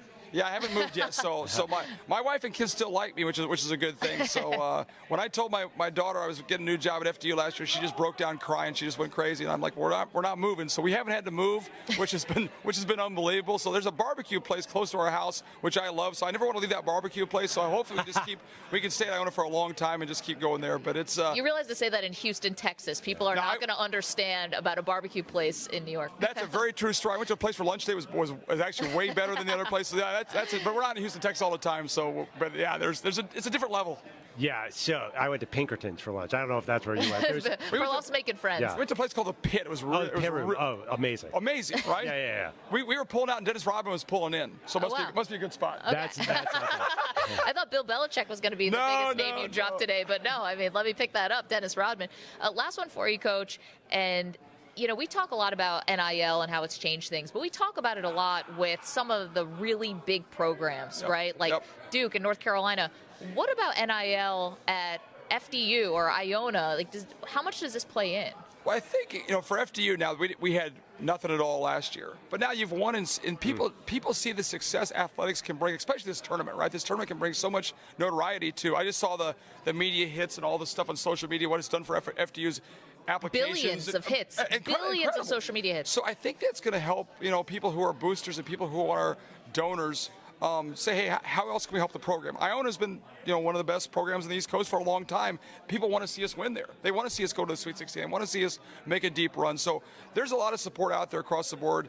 And, people want to be part of a winner. If you win, good things happen. So as long as you're having success and you're doing good things, people will jump on board. And so I've seen that in my first, how long have I been at Iona? I feel like I've been there for like about 2 weeks.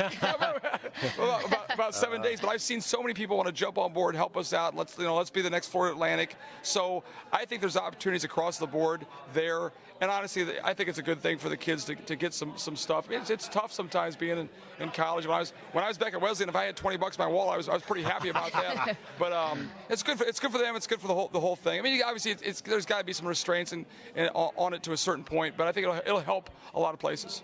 You have a legendary win. You even have a legendary speech to match the win. The more I see these guys, the more I think we can beat these guys.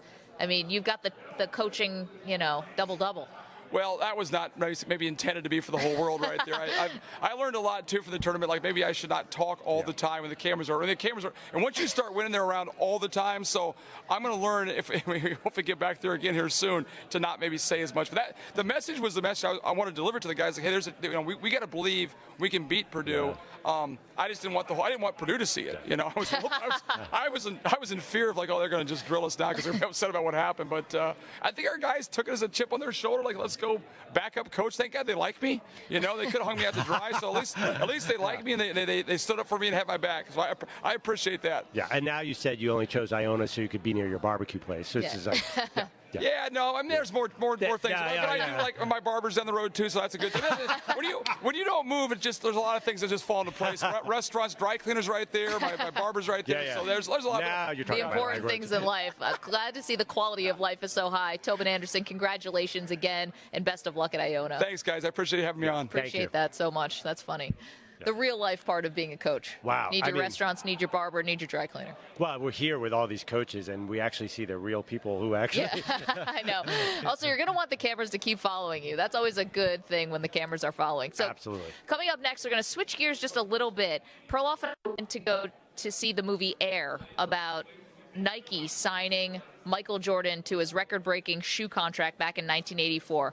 Matt Damon played Sonny Vaccaro. Sonny Vaccaro, the real Sonny Vaccaro, is going to join us next. We'll find out what was really true and what was Hollywood in that movie. And what was it like to have Matt Damon play you? That's pretty cool. Not bad. I thought maybe they would think about that for you someday with the Maggie and Perloff story. I thought Affleck for me, probably J-Lo for you. Okay, there we go. Yeah, I think that's perfect. Okay, Maggie and Perloff, Radio Row in Houston, Texas. That was great with Coach Tobin Anderson. If you missed it, download the Maggie and Perloff podcast. We're also streaming live, youtube.com/CBS Sports Radio, if you want to see what we're up to today. Okay, much more, including Sonny Vaccaro, after this CBS Sports Update with Rich Ackerman.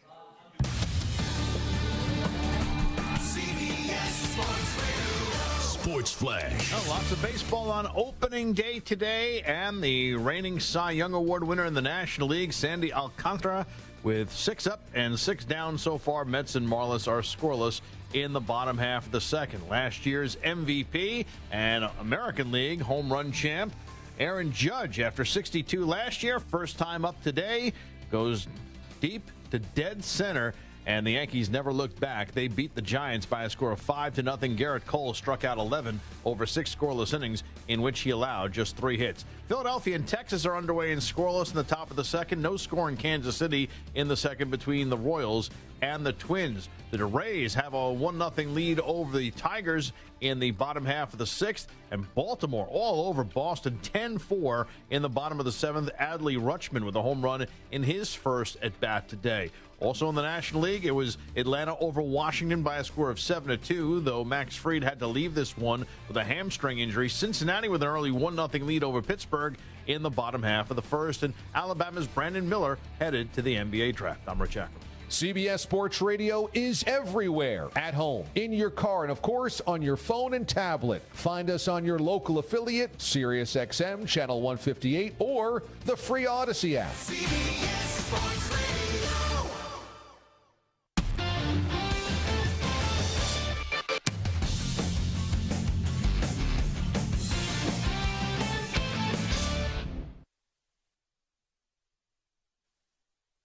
You're in a 5-minute break.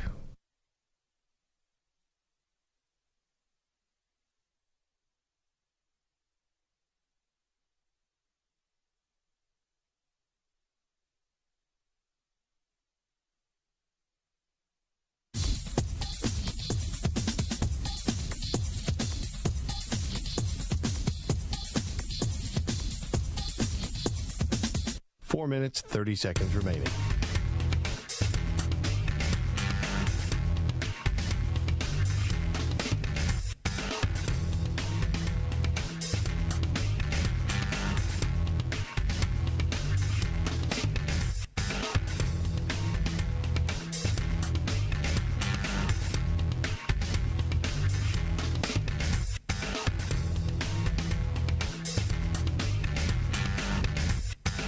Four minutes remaining.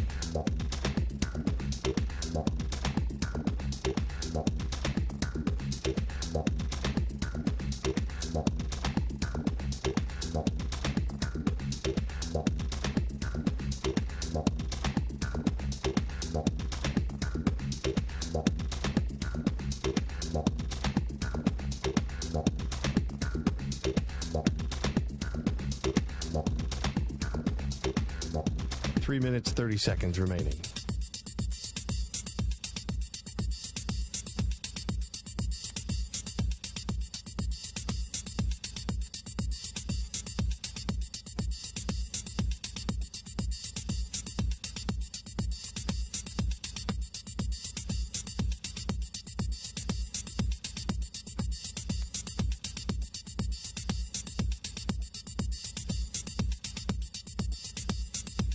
Three minutes remaining.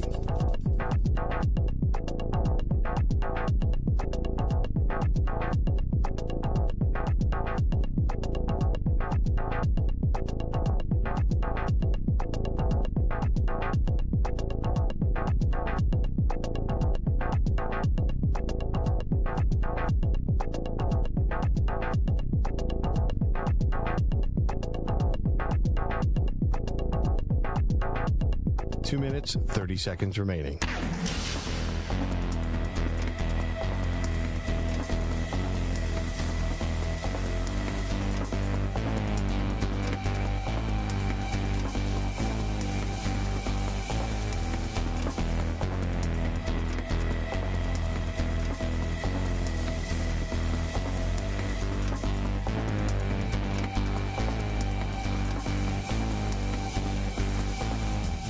Two minutes remaining.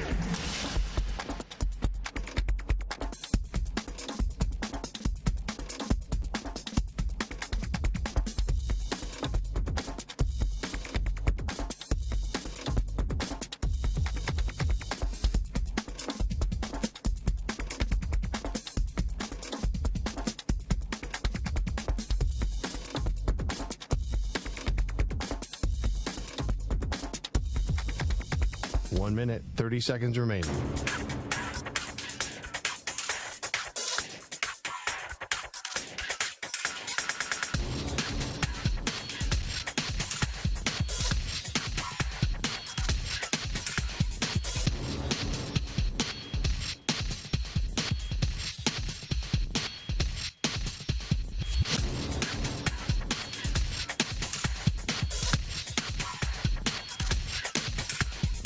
One minute remaining.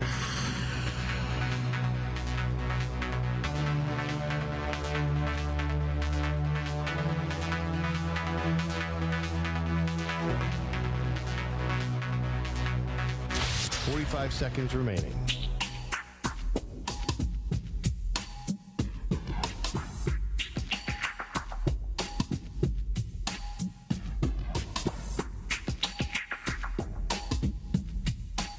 Seconds remaining.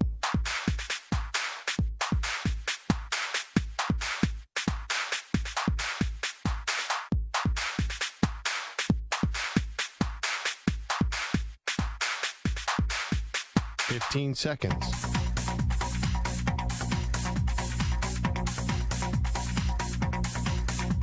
Break ends in 5 seconds.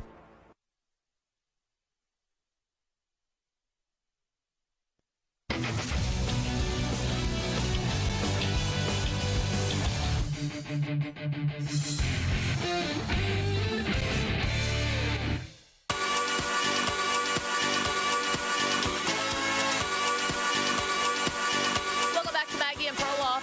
We're live on Radio Row in Houston, site of the men's Final Four. Just had Tobin Anderson from Fairleigh Dickinson, formerly beat Purdue, only the second 16 seed to ever upset a 1 seed. Now he's taken the head coaching job at Iona. We continue with the guest, Perloff, and our next guest, well, you and I saw the movie Air, starring Ben Affleck and Matt Damon. Matt Damon plays Sonny Vaccaro, who was a legendary sports marketing executive and sneaker executive, a talent scout, really. He joins us now on the phone. Of course, Air is exclusively in theaters April 5th. Sonny, it's Maggie and Perloff. We're here in Houston for the Final Four. Thanks so much for the time. Hello, Sonny? Sonny? Maybe we'll get him in just a moment. All right. Checking on Sonny Vaccaro. Okay. Maybe he's got. I hope we didn't keep him on hold too long. Maybe he's got Mr. Jordan on the other line. And, too busy closing another deal. If Michael calls in, I would imagine you have to take that call. You got to click over to and then click back over to us. Yeah, maybe it's Matt Damon. I mean, who could it be? It's with the kind of Rolodex that Sonny Vaccaro has. It literally could be anyone. It really could be anyone. Yeah, we were. Carmelo Anthony, Dwight Howard, calling from China. I wonder, we'll get into this, I wonder if your life changes when Matt Damon plays you. Because then, that's a pretty cool name check right there. Yeah, it's, someone we've heard of. Like, definitely nice when someone like Matt Damon, who not only plays him, but, like, is really invested in the story. Because Ben Affleck and Matt Damon did this Q&A after Perloff and I saw the movie, and they really wanted to tell this story. It wasn't like, oh, here's a script and I'll do it because I'm not doing anything else and I'm getting paid. Like, they love this story. Yeah, absolutely. And they eventually got Michael Jordan's sort of, not approval. How would you describe Ben Affleck, who directed it, said that he sat with Michael and got straightened out a lot of the story. Yeah, he basically had to get his blessing. Yeah. I want to make sure. Is Sonny Vaccaro there? Do we have him back? No, not yet. Okay, we're efforting that. Let's not talk. Be careful what we say. I wasn't sure. Yeah. So the idea that Ben Affleck said if Michael Jordan had told him that I don't want you to do the movie, then he would not have done it. But not only did Jordan say, yes, you need to do the movie, he said, here are a few people who need to be in the movie because they were actually very transformative to him going to Nike. And also, I'd like my mom to be played by Viola Davis. Yeah, small request there. Yeah, Oscar winner. And they were able to make it work, which was so cool. You know what I was thinking about that was really stood out to me about the movie? When Sonny Vaccaro found him, Jordan wasn't Michael Jordan. There was a bit of a risk involved there, which now, as you look back on it, I mean, I think if you weren't alive in 1983 to watch him play college basketball, you'd be like, Michael Jordan, of course you're going to throw any kind of offer he wants at him. But I don't think then he was Michael Jordan yet. No, it's funny because even in the movie, they kind of make a reference to Sam Bowie. And it's like, yeah, well, of course, talented guy. Like, now he's gone down as, like, the biggest what if, if the Trailblazers had just drafted Jordan instead of Bowie. Yeah, there's a great line in the... Obviously, Hakeem went number 1. There's a great line in the movie where they're looking at that draft class, which turned out to be one of the all-time great draft classes. And somebody says, well, I like Mel Turpin. Yeah, Mel Turpin. And Matt Damon playing Sonny goes, what do you like about Mel Turpin? And the guy goes, well, he's a good player. Poor Mel Turpin really caught astray in this movie. What did Mel Turpin do to anybody? I don't know. And Barkley was in that draft, and Stockton was in that draft, and Kevin Willis was in that draft. So, yeah, now if I was at that table, I would have been like, yeah, I like Jordan and Barkley the whole time. And Hakeem. Of course. Okay, is Sonny Vaccaro there? Sonny, are you with us? Maggie, I'm here waiting for you two guys. Oh, my gosh, we're here, we're live, we're on the air. Sonny Vaccaro is a legendary sports marketing executive and so much more than that. Sonny, Perloff and I, we saw the movie air. We thought it was amazing. What's it like when Matt Damon plays you in a film? Young lady, what's it like? I mean, my goodness, like somebody asked me, Clark Gable, which I'm dating you now because I know you're not 100 years old. What I'm saying is some things in life you can't predict, but forget predict, you can't even dream about. I never thought, first of all, I never thought just kind of this movie and just on doing whatever happened. Matt Damon is iconic, and he's only like 5 years old. He looks like he's 12 years old now. Playing me and all the things that he's done, he's established himself as an actor, so I don't want to waste any more of your time. But I'll never forget getting involved, how I got involved, but I'll never forget that Matt, he did me good. The only person that probably I would put him up against that picked me out of the poke was my wife. Why she picked me out, I have no idea. Matt Damon, I was blessed. So, Sonny, how accurate did you find the movie when you actually sat down and watched the whole thing? Do you feel like it told the story the right way? Let me say, it wasn't just I watched the movie. They invited me. I spent a whole day on the set watching scenes. Mr. Goober, who owns Mandalay Bay, who's the head of this whole thing, invited me down. I didn't know they were making this movie. I didn't know till 2 weeks before, they invited me down that some young kid was writing a script about Michael Jordan, and I was included in it. Peter Goober was thing. He invited me down to his mansion in Beverly Hills right before the football playoffs when the Rams won. I had no clue. He invites me to the room. There's 17 people there. 15 of them, 2 of them were Paramount. 15 were involved with his company. They told me the idea that they were going to do a show just on Jordan, and they also said up front, so your audience knows, I, as a public person, could do nothing about whatever was written. They could write with it. You know what I'm talking about, right? But they wanted me involved. but they said one thing: Sonny, we want you involved. We want you talking to everybody, but you have nothing to do with the story. They're writing it, but they want to be accurate, so they hired me to help them be accurate. I was on the set, going back to Matt Damon, as Maggie asked me about.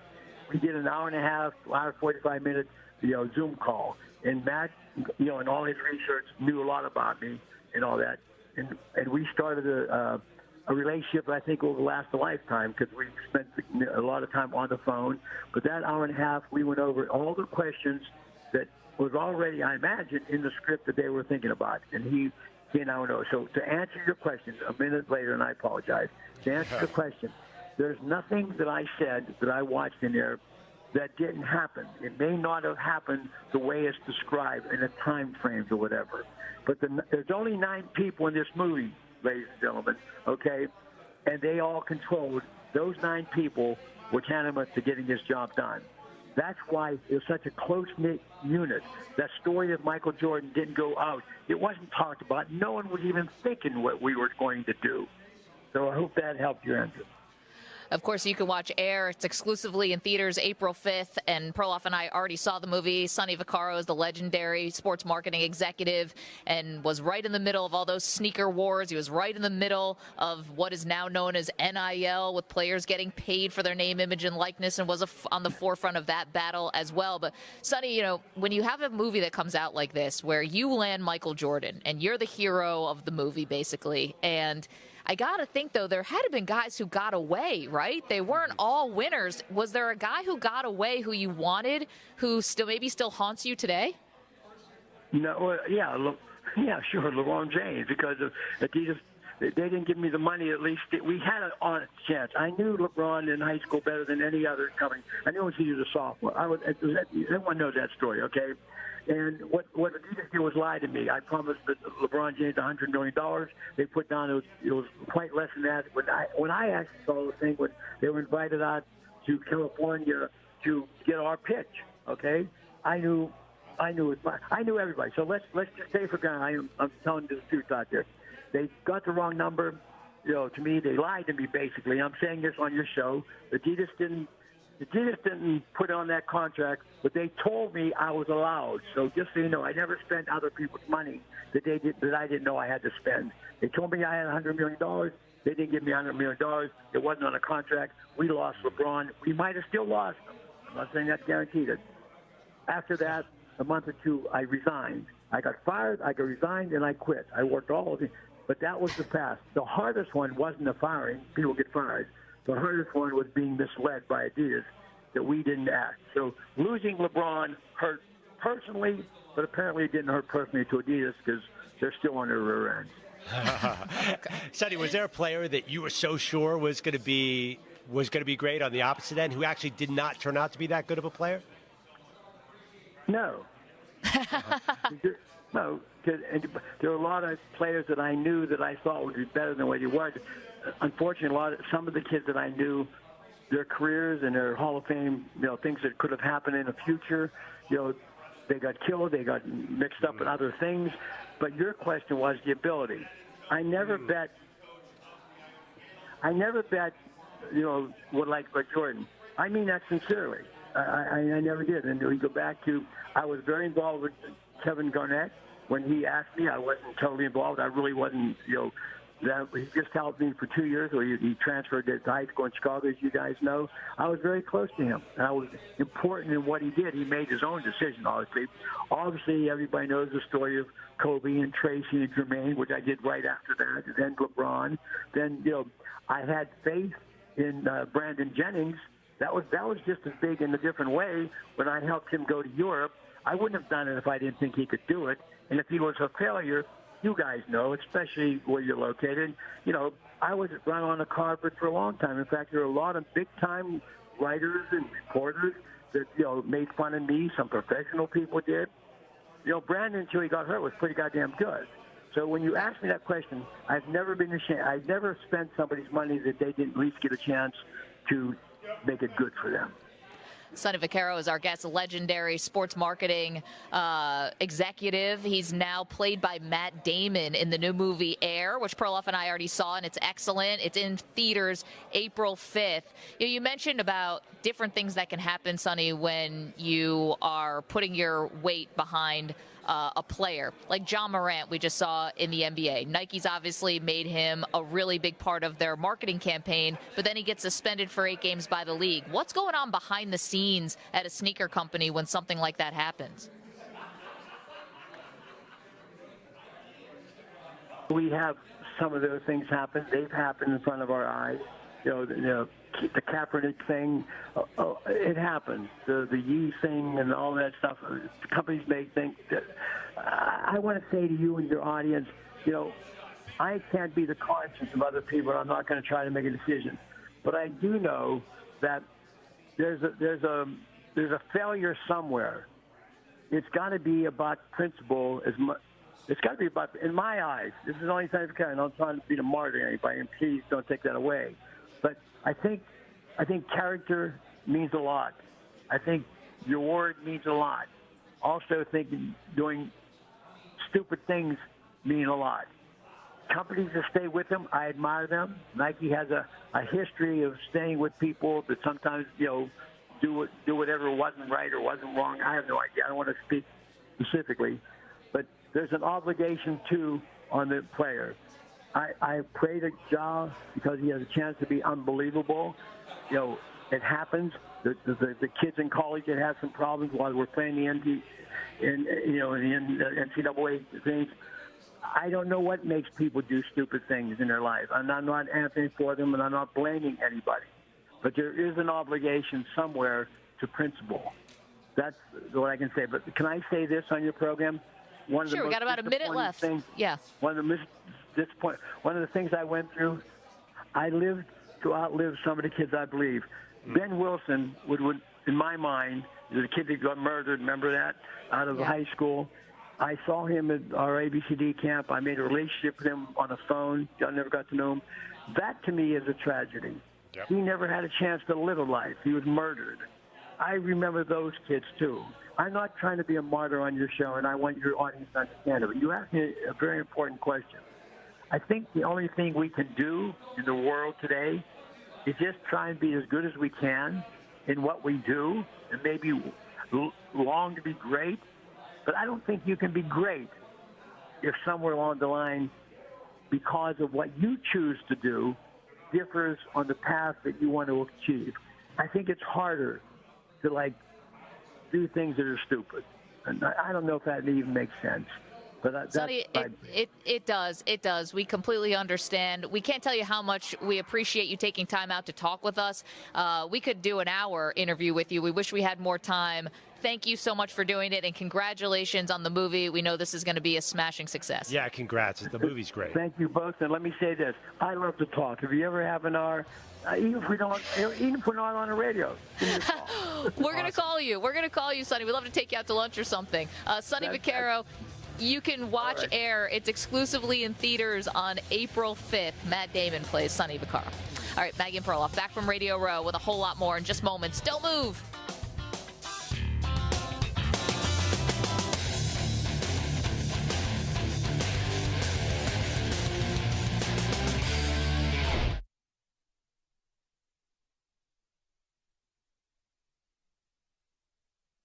You're in a 5-minute break.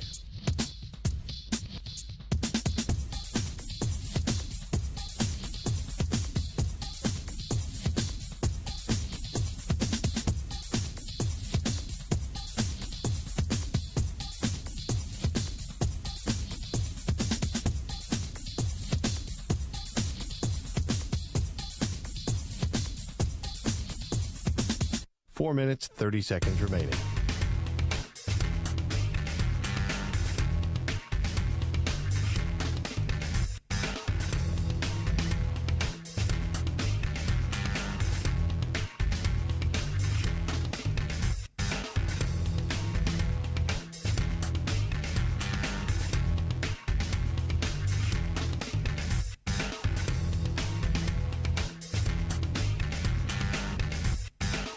Four minutes remaining.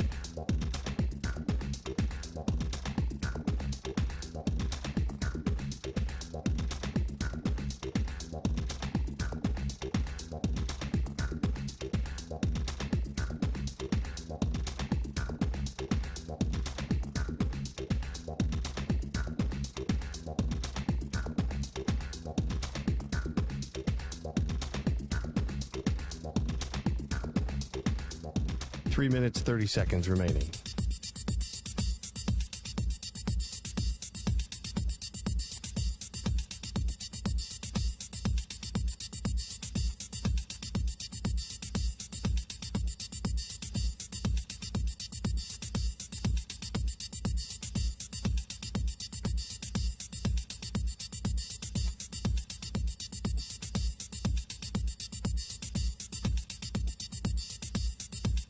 Three minutes remaining.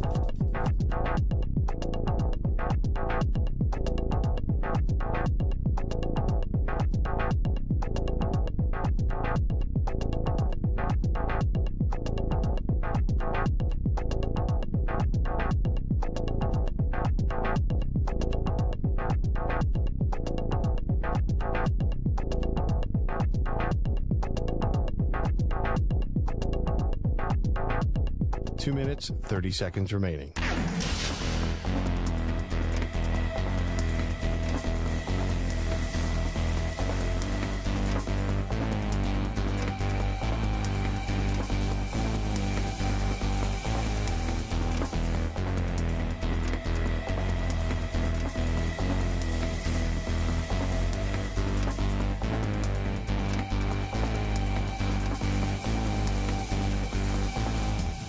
Two minutes remaining.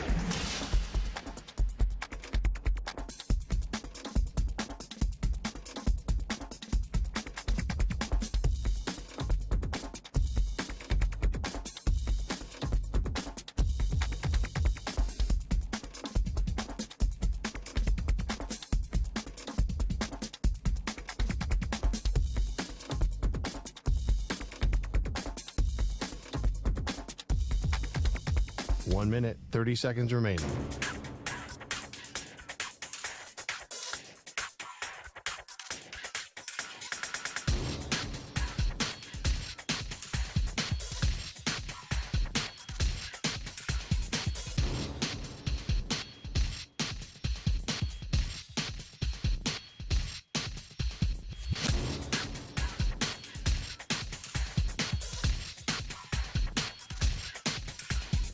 One minute remaining.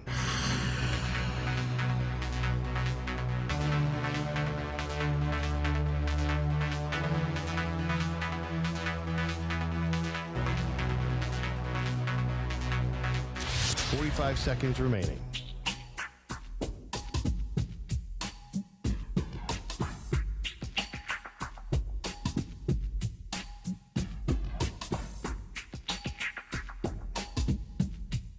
Thirty seconds remaining.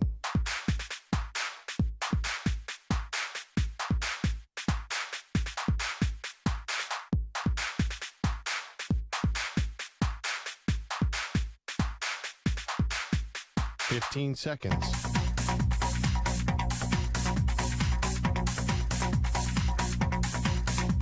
Break ends in 5 seconds.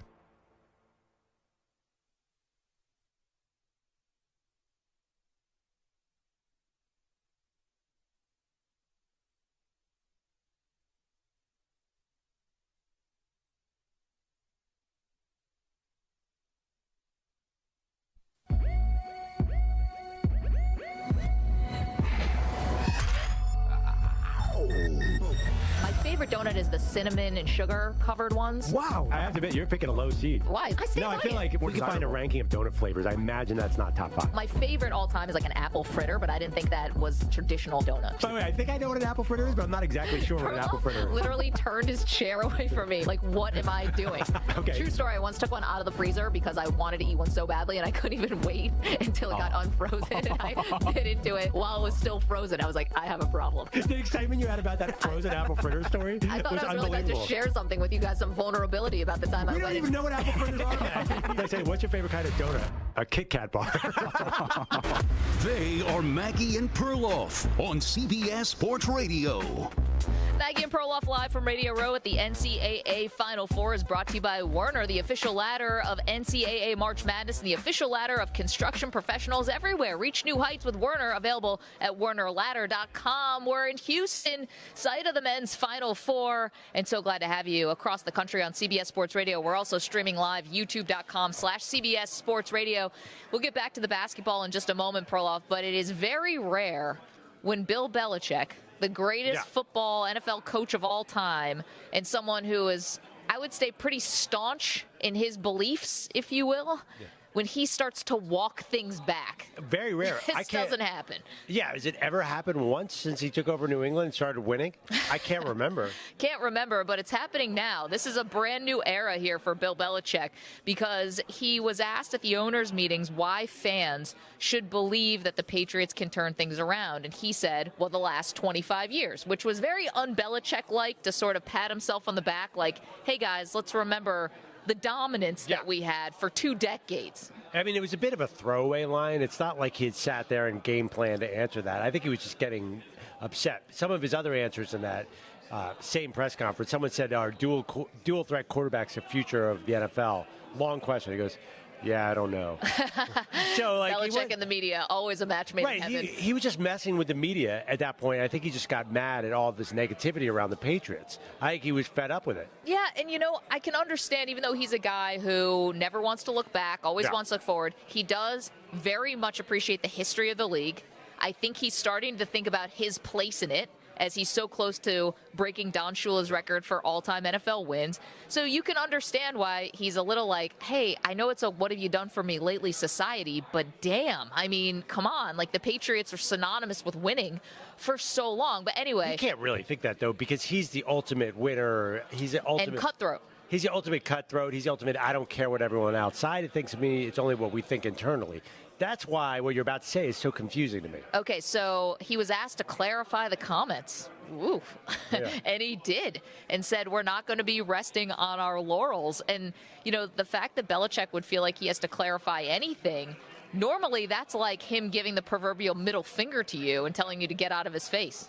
No, I think it's a different Bill Belichick, and if I'm a Patriots fan, I've never been more nervous. Where's my arrogant coach? What is this? Where's my on to Cincinnati, you mean? Yeah, where's my on to Cincinnati coach? The ultimate, where's my, it does not matter what the outside voices say. It's all about this building in Foxborough. It strikes me as an oddly sort of sensitive walk back by Bill Belichick. Okay, so yesterday we had Ben Volin on the show, and he covers the Patriots for the Boston Globe. And what Ben Volin had to say, and I don't think he's the only one who believes this. This wasn't him out here hot taking. This is from him taking the temperature, rather, of the league at the owners' meetings. And here's what he said about Belichick in this upcoming season. The seat is officially hot for Bill Belichick in 2023, and that's my clear takeaway from listening to Robert Kraft. Wow. Robert Kraft kind of laid it all out. He expects the playoffs. He expects to have a good draft. He loves Gerard Mayo. Bill Belichick is like staring his replacement in the face. It's not a lifetime appointment for Bill Belichick. If they go 6-11, 7-10, maybe even 8-9, Kraft's going to have some very tough decisions, and people around Belichick are worried that this could be his final year, that Kraft's not going to let Belichick go out on his own terms. I mean, wow, something I would not have thought would ever be the case. Now, I know you're right. Belichick is the guy who's always thinking one step ahead, always wants to cut a guy a year too early or trade a guy a year too early than a year too late. But I always thought that, especially once Kraft essentially chose Belichick over Brady, right? They let Brady leave the organization and go to Tampa and kept Bill. I basically thought, okay, he kind of does have a lifetime appointment. Yeah. Well, I mean, Kraft got so used to winning, though, that it gets harder and harder.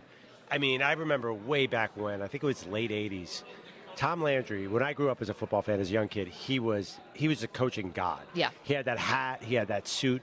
Philadelphia Eagles fans were so afraid of him. And Jerry Jones took over the Cowboys and fired it. Yeah.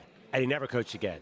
So, to me, it's one of those, this is going to sound really old, but if you could fire Tom Landry, you could probably fire Bill Belichick. Everybody gets fired. Every great quarterback, eventually the team tires of. It's just you forget what a cutthroat business is. So I kind of believe it. I believe Robert Kraft's patience is up because he's 81 years old. does Belichick look like he's building a winner right now? And I think there's reason to seriously ask that question. You look at the Patriots in that division, in that conference, it doesn't feel like they're on the brink or moving toward a championship. I can see why the owner would think that. Well, I mean, it's interesting, right? So 2 out of the last 3 years have missed the playoffs. And to be honest, though, haven't missed by a lot. Yeah, but the year they made the playoffs, they got housed by your Bills. Well, they did, but to be honest, that is not how it's been over the last 20 years, you know? Right. But that's because Tom Brady was there. That's because Tom Brady was there, but aren't you allowed to have a bit of a transition? I wouldn't even call this a down. This is a transition. If this was most teams' transitions, they'd be thrilled. And listen, I understand. What are they transitioning to? Well, they did take Mac Jones in the first round. He would be going into his 3rd year right now. It's not like he's 30. It's not like they've been riding with Mac Jones this whole time. And let's not totally dismiss the idea that maybe they've got a Lamar Jackson move up their sleeve. I mean, I don't know. I still think Lamar's going back to Baltimore. But if Robert Kraft is really feeling that urgent, like, oh my goodness, we've got to get back to winning, then the Lamar Jackson swing is out there for them to take. I wonder if they'll do it. I guess my thinking, maybe I'm totally wrong, but I don't see Mac Jones as a Super Bowl winning quarterback. I could be fooled. I mean, it's been, even his first year, I know he made a Pro Bowl. That doesn't mean anything. In the playoffs. Yeah, I mean, it was, well, right. How many games did he win, though? Like 9 or 10. There was a game against your Buffalo. Yeah, they went 10-7. They went 10-7. There was a game where he threw less than 5 passes. Well, that's because the wind was like 30 miles an hour, and they won that game. I totally understand, but but that game to me speaks volumes. They didn't win 10 games because of Mac Jones. He threw 22 touchdowns. As a rookie. It's the year 2021, 2022, 22 touchdowns. He just has not blown you away. Daniel Jones just got $84 million guaranteed and didn't throw 22 touchdowns this year, right? Yeah, well. Yeah. The NFL might not be that NFL. Yeah, it's funny, though. Like, you have a quarterback on a 5-year rookie deal, and you think that's a championship window. Maybe I'm overestimating how hard last year was. I don't think of Mac Jones as a guy who's going to get there in that 5 years. Do you think that the Patriots are really thinking about Lamar Jackson? And honestly, the only reason why you even have an inkling that the Patriots might even possibly be interested is because Robert Kraft told everyone that Meek Mill, the rapper, texted him and said Lamar Jackson wants to be a Patriot. Yeah, I mean, it doesn't feel like a Patriots move to me. Just a sense that they've always been the cheapest franchise, so they're going to put more guaranteed money into a quarterback than any team in the history of NFL. I don't.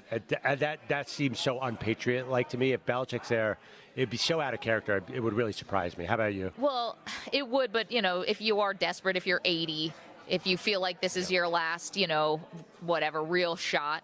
But the other part is the AFC part of it. And the Patriots and the Ravens have had some battles. They're not in the same division, but they've had some battles and some good postseason games. Would the Ravens really be willing to say, all right, we're just going to unload you, Lamar Jackson, to the New England Patriots? I would think the Ravens would love to get him out of the AFC if they're not going to bring him back. Yeah, definitely. You don't want him haunting you now for the next 5 years. If Lamar Jackson can't win a Super Bowl with Baltimore's roster, is he going to win with New England? Might be one of the few offensive rosters that's even more limited than Baltimore. That for Lamar, if I'm Lamar, I did understand. He told me he wanted to be there, but they don't have a great wide receiving core. Their offensive line is not as good as Baltimore's offensive line. When Lamar was great, that they had a great run game behind him. Maybe New England has that, but it's not a natural fit. Like, you're right, going to the NFC South makes much more sense on paper. Well, we know what's going to happen the moment we mention Belichick and the Patriots. Our pal Sully calling on the line. Friend of the show, Sully. Sully, the idea that we're in Houston and you're not here is frankly bizarre. Buddy. It's crazy not to have you with us on a road trip. But what's up? What do you think, Patriots and Lamar? Maggie, thank you so much for just saying, don't anybody get a transition period. Thank you. McLovin, what's up, my man? Before I, have some questions for you guys. I missed the media row in Houston, full on, little FOMO going on back here, but I'm here in Boston to hang with a couple of buddies and to watch our Bruins take the President's Trophy tonight, which is another step in the journey of chasing that elusive and very difficult Stanley Cup. That being said, all right, I got to I listened to Ben, and it was funny because I was here, and that's all I guess they were talking about. I saw it on the TV the other day, yesterday was Ben's comment about the hot seat. Yeah. Man, I don't know if it was a click piece or what. And I liked him, and I'm not going to really go after him. But, you know, you said it, McLovin. Mac Jones had 22 touchdowns as a rookie. They got him to the playoffs. Yes, they got curb stomped by Buffalo. They missed the playoffs this year by legit the random let's lateral the ball back in a tie ball game with Chandler Jones picking off the pass and running it for a touchdown. One of the wildest plays maybe ever. So glad I was at the game with the fabulous Swoopy. Yes, that you witnessed firsthand. This is Bill Belichick we're talking about, not some other guy in waiting, not Matt LaFleur. This is Bill Belichick, soon to be the most winning NFL coach in NFL history. Yep. And maybe it's a slow time. There's not much going on. I don't know why the Bruins aren't getting more coverage. I'm going to constantly pump the Bruins tires. I just don't get it. I don't understand why people want to get rid of Bill Belichick. You know what, Sully? Can I just bring this up for a moment? Because I think this is a little, and I don't know if, like, who's speaking for all of New England? Are you speaking for all of New England, like that, you know, he's allowed to have a transition period and everyone still believes in Bill? Or is that Ben Volen piece about him being the hot seat, are Patriots fans sort of like ready to see what life is like without Bill if they don't make the playoffs this year? And it's because you guys got so used to winning. Yep. You know, it's like you got so used to winning. You got so, like, you expect it now. It's not like the rest of the country and the world where, you know, we don't win all the time. Maggie, or ever in the case of me. Growing up in Boston and being a Patriots fan my whole life, we've had beautiful conversations about this. I remember the 80s. I remember the early 90s. They were horrible, and all anybody was hoping for was a wild card game. Just give us a wild card game. Let us host and not travel to Miami to play the Dolphins in the playoffs in Miami. The Jets, McLovin, and Santa, no one cares about the Jets because they've been trashed. They haven't been good in 50-plus years. So now that these fans and social media, and Maggie, to answer your question, I don't think I speak for all of New England and all of Boston sports fans because I typically look at the positive side of things. And if the people don't leave the New England area and the Boston area, they just want to talk about the negatives. Oh, Bill Belichick is done. Bill Belichick had 3 rough years. They weren't terrible. They still didn't finish last in the AFC East, which every other team is getting better, and I'm excited to see where it goes from here. I've been told by McLovin's buddy. The optimistic Patriots fan. Sully, let me read you some Super Bowl odds, just so we know where this franchise is right now. The Patriots are currently 26 in odds. The Washington Commanders are ahead of them. The Chicago Bears are significantly ahead of them in Super Bowl odds. This is not a team that, at least Vegas, or the odds makers, are expecting to have come anywhere near another Lombardi trophy. I think a lot of people, including me, think. Would you put money on the Commanders in Vegas above the Patriots? No, but the odds are set there. I'm looking at them right now. Big Sam Howell guy. Big Sam. Well, the Bears at least are on a rookie contract deal. He could be a Jalen Hurts situation. Yeah, maybe I took the Bears over the Patriots. What's the upside here? Who's leading this team to a Super Bowl? Mac Jones? I'm interested to see. Look, Jim Nagy. We all love Jim Nagy. I leaned on him, and I leaned on another buddy who had Mac Jones, and I said, "Is he legit?" And they said, "Sully, be patient. Stick by him. Let's see what he can do. Yes, he'll be okay." Is he now he's going to be in a quarterback. He's going to be in the quarterback competition with Bailey Zappi. Wait, Sully, I'm sorry. We got to go. We got to hit a break. You're the best for doing this. And it's just odd. We're on the road. We're here at a radio roast. Sully's not in the building. This is bizarre for us. Well, yeah, he doesn't do our Final Four trip. He didn't do that last year with us, I believe. I guess maybe not, but he was with us for the draft, obviously. Yes. Yeah. So you're right. We are missing Sully. Sully, he comes to these radio roasts, and he's our mood guy. He goes around and talks to everybody, gets them all in a great mood, and then they're great guests. Yeah, it's awesome. It's like he's like a hype guy for our guests. Yes. Yeah. It's like the opening. It's like the opening act kind of. Yeah, I don't know how he would mix with this college basketball world. Oh, they'll love him. You think so? Sully would slam dunk this crowd. Because I think he's Boston's not a big college basketball town. Is there any good college basketball there? That's fine. He'll figure it out. They got the Hermosa Beach connection or something. 855-212-4CBS, 855-212-4227. All right, coming up next, we're going to turn our attention back to college basketball. The man who will be calling the Final Four in the championship game for Westwood One, Kevin Kugler, also does the NFL on Fox. Get his thoughts on Lamar, get his thoughts on this tournament. So much to do. So glad to have you along with us. It is Maggie and Perloff on CBS Sports Radio. You're in a 5-minute break.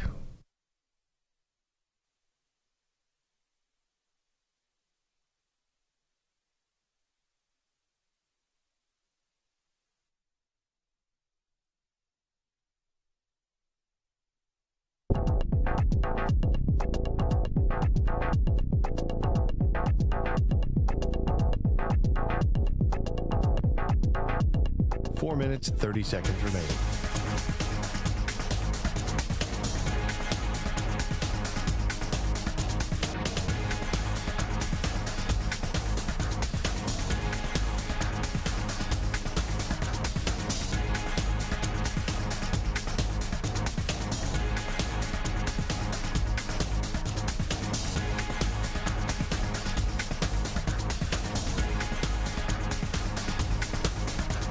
Four minutes remaining.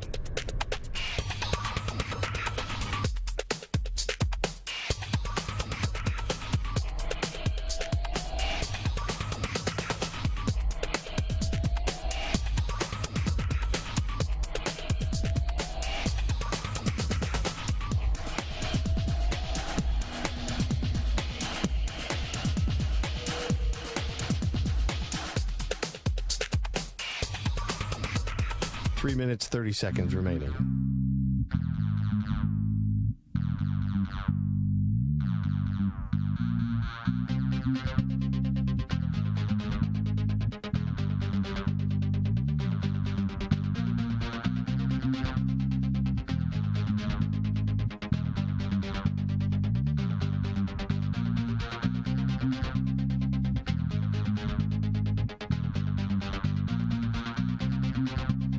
Three minutes remaining.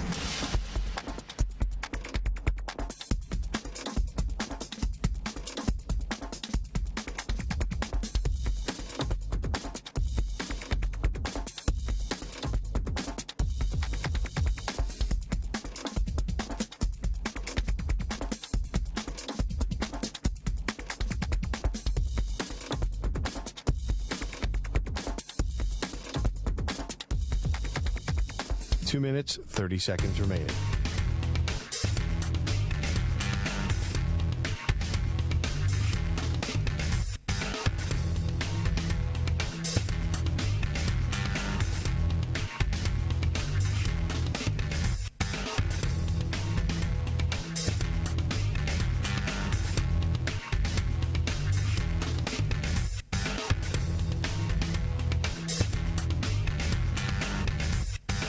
Two minutes remaining.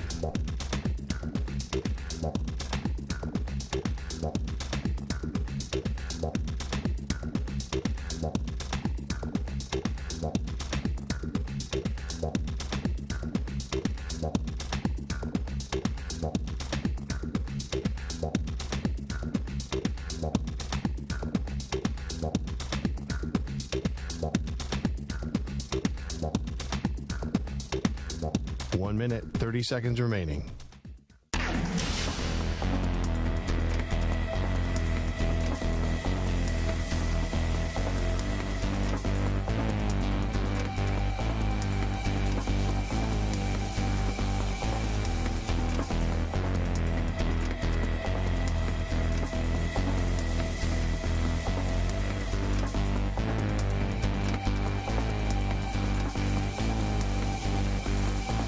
Minute remaining.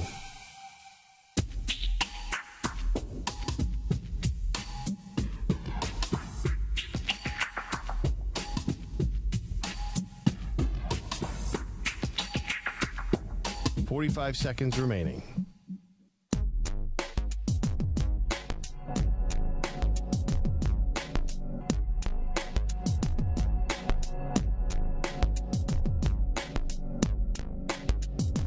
30 seconds remaining.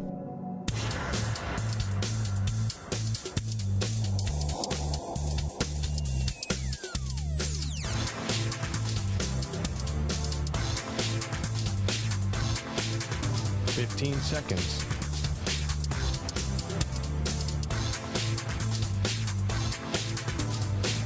Break ends in 5 seconds.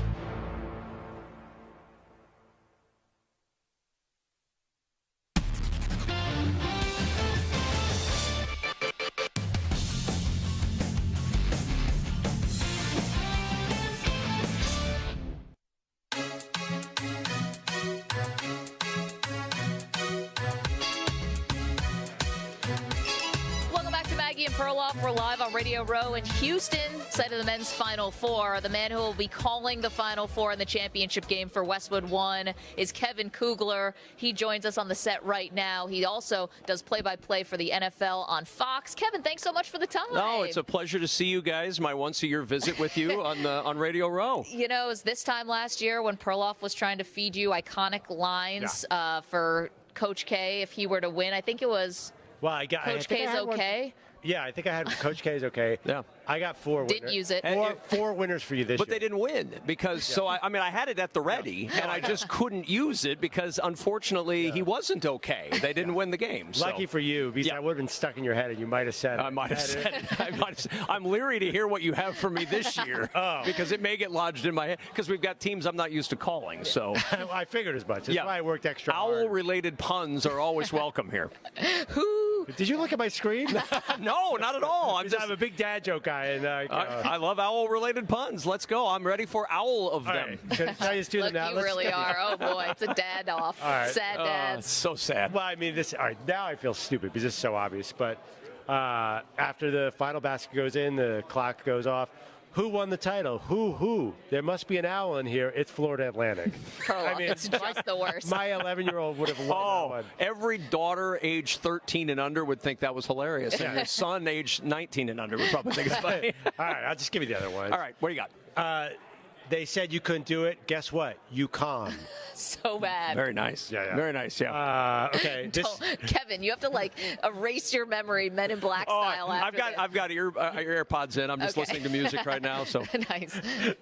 This is not a warning. The Hurricanes are the champions. Like hurricane warning. I struggle doing that in Houston. Yeah, I think that's a problem. After the hurricane this in is Houston. why Kevin's doing this in Yeah, I don't think I can do that. Yeah. Probably get criticism. Well, I'll tell you what. San Diego State was the hardest one. San Diego State, we might be indoors, but it's getting sunny in here because San Diego State is the champion. Or stay classy, San Diego State is the champion. How about that? That's not bad. Yeah. That's not Ron Burgundy reference. Yeah. I mean, you got to hope Florida Atlantic wins, and you could do this. There's a whole lot of owl-related things I could do. But there's not a lot of Aztec-related things. You know? The Aztec. But Kevin, in seriousness, do you feel like you can kind of spread out a little bit more with these teams because it's not the Dukes and the North Carolinas, Kansas, Villanova. Like you can get a little weird. There's a little more creative license involved in this. There's only so many ways you can say Duke has won or North Carolina has done it or Kansas is in. I mean, there's no expectations for a Florida Atlantic national champion. There's no book written about that. You can say whatever you want. Nobody cares. Also, is that your attitude for the weekend? Nobody cares. I mean, no. I mean, nobody cares what your call is because there's no precedent set for it. My attitude for the weekend is, of course, yay basketball. But the attitude for the weekend is also nobody goes like, oh gosh, you used that 9 years ago when Duke won. I mean, there's no precedent set. You can't plagiarize yourself here. Like no, this is all you can't. Real. I think there's actually some pressure with Jim Nance's Final Four. So his last call, I wonder if there's pressure on Jim to make it memorable. He had so many memorable calls this last one. I think it's going to be a bittersweet moment. I'm a long-time college fan. I agree. And, for somebody, all of us grew up, and Jim Nance was, when you turned on the national championship game, that's who you listened to. Yeah. I mean, that was who was on the TV for all of our lives, basically. And at the end of this, and look, I'm sure there was a part of him that was hoping his alma mater would be here in this city to call a national championship, and obviously that didn't work out because Miami knocked them off, and he was there last week with them. But I have to imagine there's going to be some thought that goes into it for him because you kind of want to go out You don't want to just go, and they're the national champs, post game's next, and leave. I mean, you have to have something to go out on, I would think. Do you think he would get personal and say, I thank you for doing this? I mean, thank you for letting me in your home. I think he will at some point. I really do. And I hope he does. I mean, he's been synonymous with 3 major deals in his professional career: NFL, the Masters, and golf more broadly, and the national championship, the NCAA basketball tournament. I hope he does go a little personal on this, because after decades of it, you should be allowed and afforded the opportunity to do so. Kevin Kugler stopped by our set. He's going to be calling the men's Final Four and championship game for Westwood One. Also does the NFL on Fox. Partner is Mark Sanchez. You guys had a lot of fun games this year. You did a lot of Seattle games. We did. And Perloff and I started off the show with this because Seattle could really be an interesting wild card with the draft. They gave Geno money, but it's not crazy money. $40 million guaranteed for 2 years, about. Going rate now for quarterbacks is way higher. So they have the 5th overall pick. Could they go with someone in the draft, or is Lamar Jackson even a long shot possibility? Man, wouldn't that be something to see him? Because there's such a core built right now in Seattle, and I think they overachieved to what their expectations were this past season by making the playoffs. We had them in the final week of the year. But there's a really young secondary. There's some good young pieces along both sides of the ball, but they still have some holes to fill. I mean, they're not a finished product by any means. I'm fascinated to see what they do with this pick if Lamar Jackson somehow showed up out there. Now, are they going to be willing to pay him the money that he wants to command on the market? I don't know. They love Geno. They love what he brings to the team.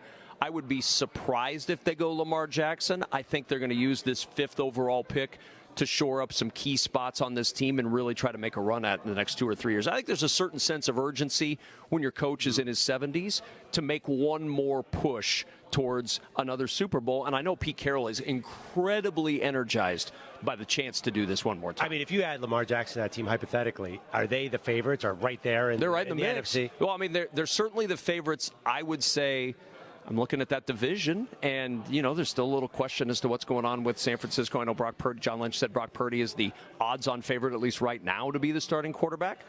But they are going to have a question with the money and the draft pick they spent on Trey Lance.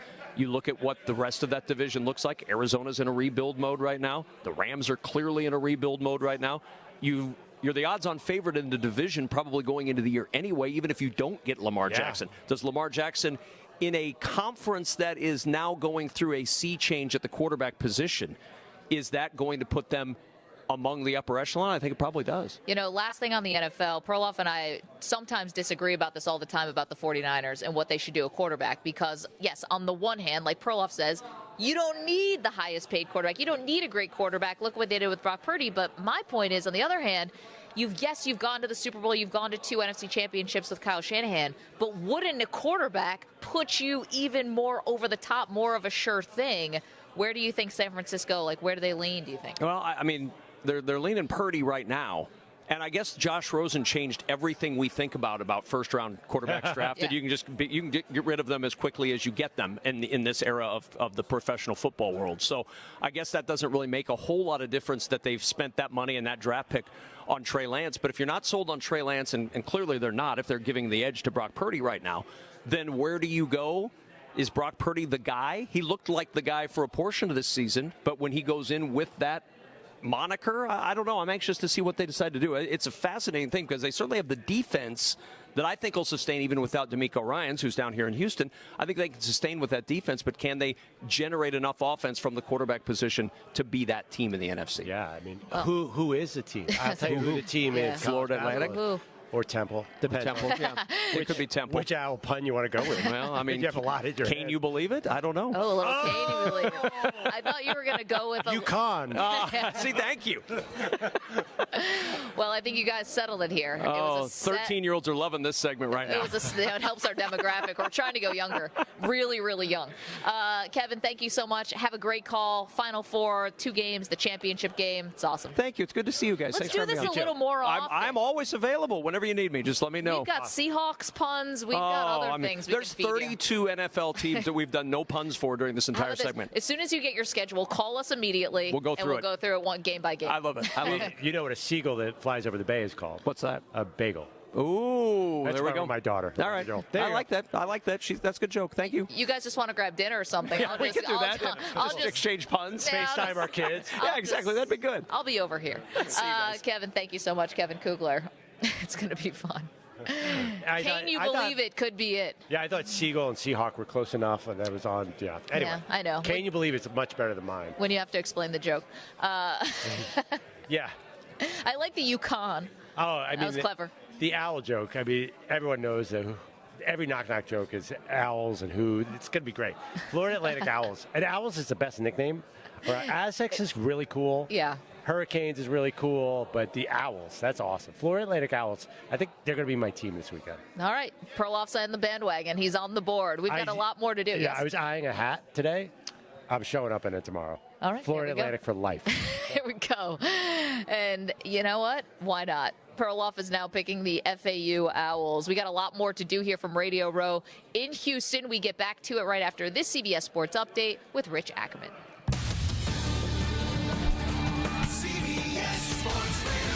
Sports Flash. That was a rough Rangers debut for two-time Cy Young Award winner Jacob deGrom, who allowed 5 runs, and right now he is out of the game. The Rangers trail the Philadelphia Phillies 5-0 in the bottom half of the fourth. Adam Boehm with a home run for the Phillies in this one, a 2-run shot, but deGrom leaving after 3 2/3 innings, gave up 5 runs, all earned on 6 hits. He did strike out 7, but not a good start for the two-time Cy Young Award winner in his new home. Another former Cy Young Award winner, Max Scherzer, and the Mets currently lead the Marlins by a score of 1-0 in the top half of the sixth. Sandy Alcantara, the current Cy Young Award winner, on the mound for the Marlins today. Also, earlier today in the National League, Atlanta defeated Washington by a score of 7-2, and the Cubs blanked the Brewers by a score of 4-0. Right now, top of the fourth in Cincinnati, the Reds trail the Pirates 2-1. O'Neill Cruz with a home run for Pittsburgh in this one. The Orioles in a wild one hold off the Red Sox 10-9,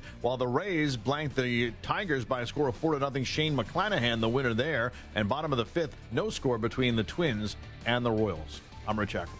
Looking for CBS Sports Radio online? Your favorite hosts and the best sports content and entertainment are available 24/7 on social media and YouTube, and in the palm of your hand with the free Odyssey app.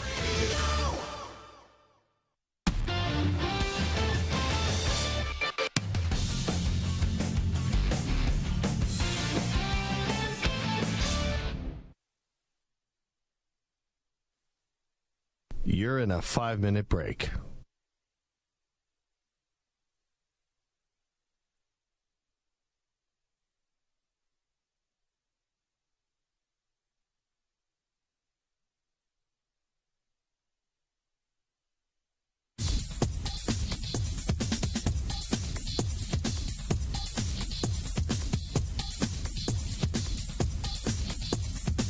Four minutes, 30 seconds remaining.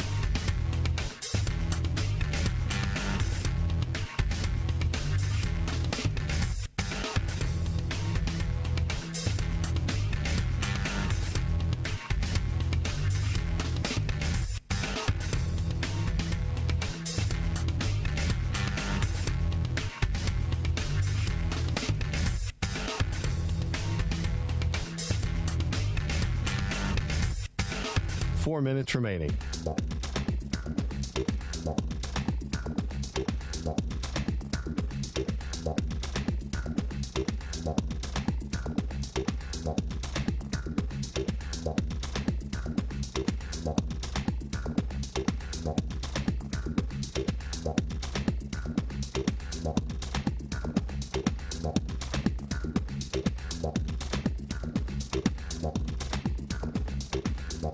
Three minutes, 30 seconds remaining.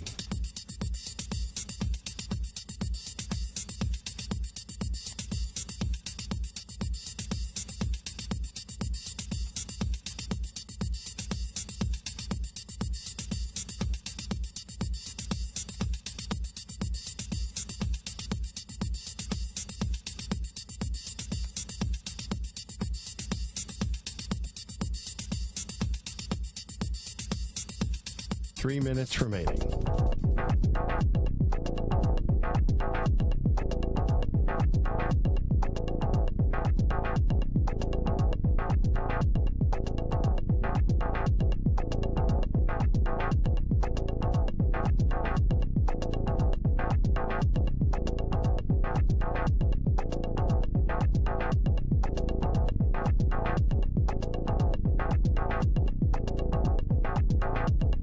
2 minutes, 30 seconds remaining.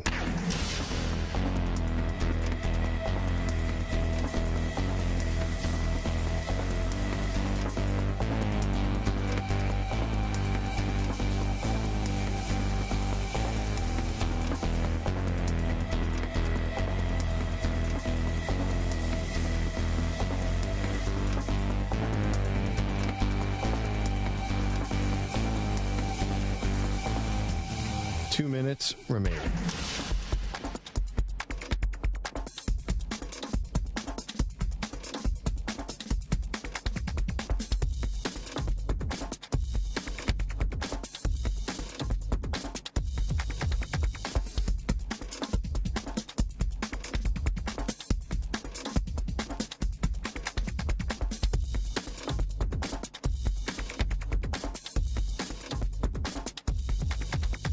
One minute, 30 seconds remaining.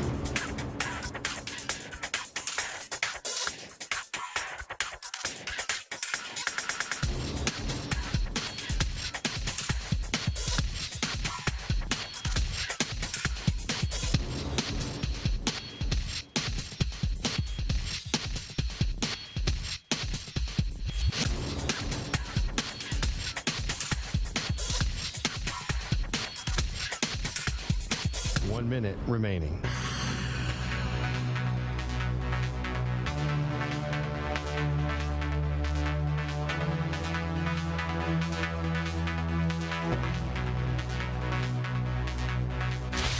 Five seconds remaining.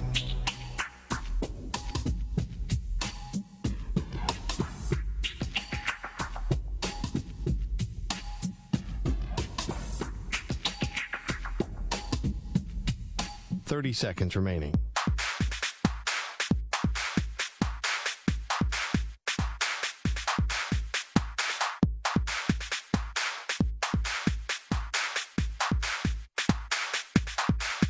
Fifteen seconds.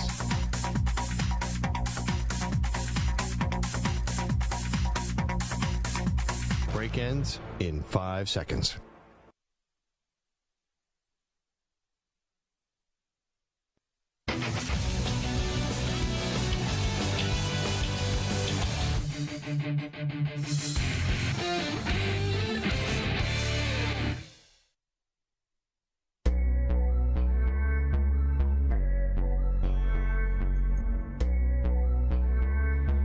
Maggie and Perloff hanging out at Radio Row in Houston. We're here today and tomorrow. Just had a fun conversation with Kevin Kugler from Westwood One, who's going to be calling the men's Final Four games in the championship game. He was also the person who called UMBC the first time a 16 seed upset a 1 seed when they beat UVA, and also called FDU upsetting Purdue. Wow. They call him the Angel of Death. Yeah, I love his attitude towards this. He said, this is such a different Final Four. There's almost like, hey, you can't lose. Like, there's no bad Florida Atlantic wins a title call because we never had anything to base it on. I know, unless it's UConn that has like multiple championships, 4 that you would maybe be stacked up against. If it's FAU, if it's Miami, if it's San Diego State, this is house money. Yeah, exactly. I mean, there's no classic San Diego State call. No, it'll be legendary either way. Yeah, I mean, we do know that Tony Gwynn did play basketball and led the nation assist at San Diego State. I would work that in. I have all sorts of plans, yeah. Yeah, Kawhi Leonard. Yeah, Kawhi Leonard, and there's not a lot of history with San Diego State basketball. Which makes it even cooler that they're here and in the Final Four. Let's get to our shot of the day. He shoots! And the shot of the day is brought to you by Casamigos Tequila. Casamigos is brought to you by those who drink it. We'll be having some Casamigos while watching the Final Four, that's for sure. Today's shot of the day comes from our interview with Tobin Anderson, who is the head coach of FDU, Fairleigh Dickinson. They beat Purdue, and he described one text message in particular that he got after that win that he was not expecting a fellow Wesleyan grad.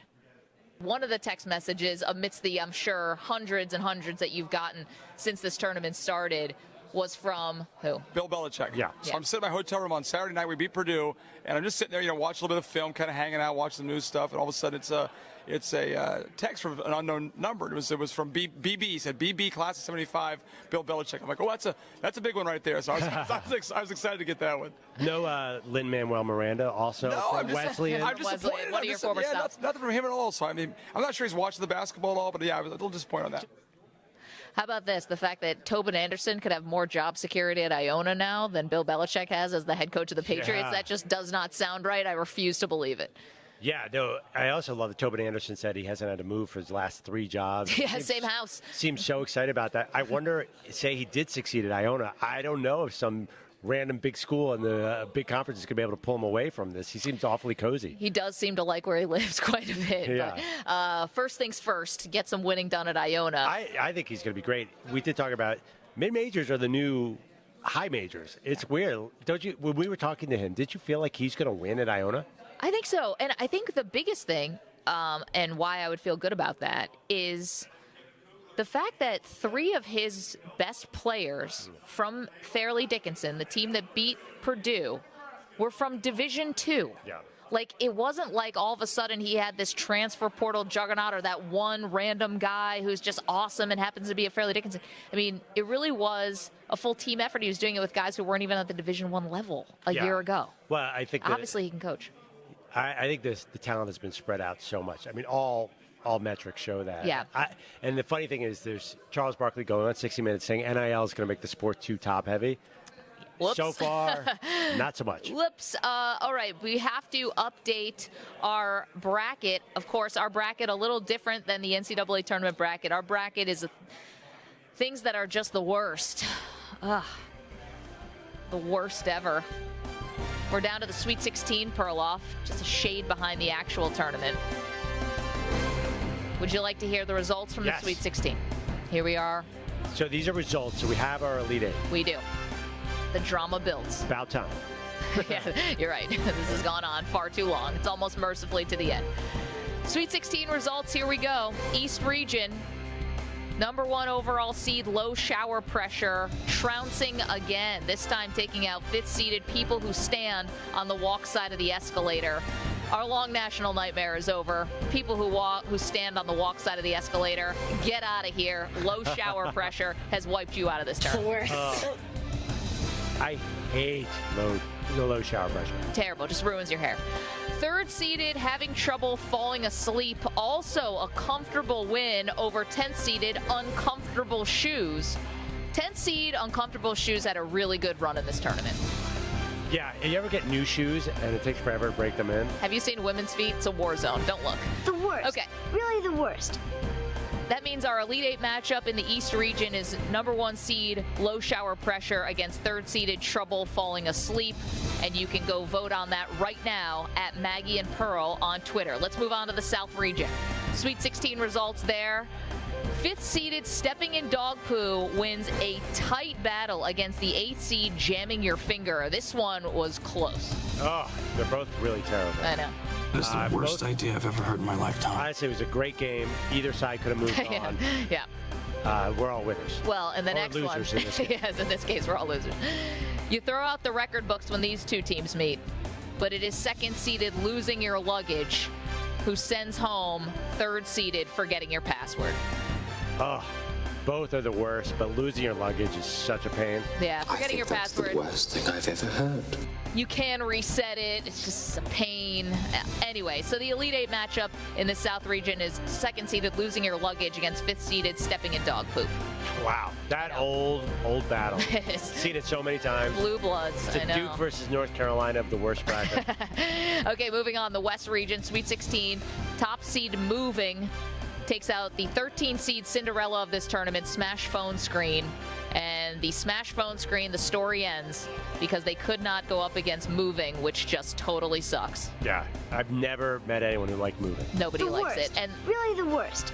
And then 3rd-seeded Traffic Jams in a heavyweight bout takes out 2nd-seeded Forgetting Your Wallet. Very tight. I mean, this was separated by just a few votes. So we move on to the Elite Eight matchup of Moving versus Traffic Jams. Midwest region, final region for you. Number 1 seed in this region is Flight Cancellations. Takes out the other Cinderella in this tournament, 12th-seeded Wet Socks and Shoes. And then the juggernaut, maybe unfairly seeded at 2, getting hacked.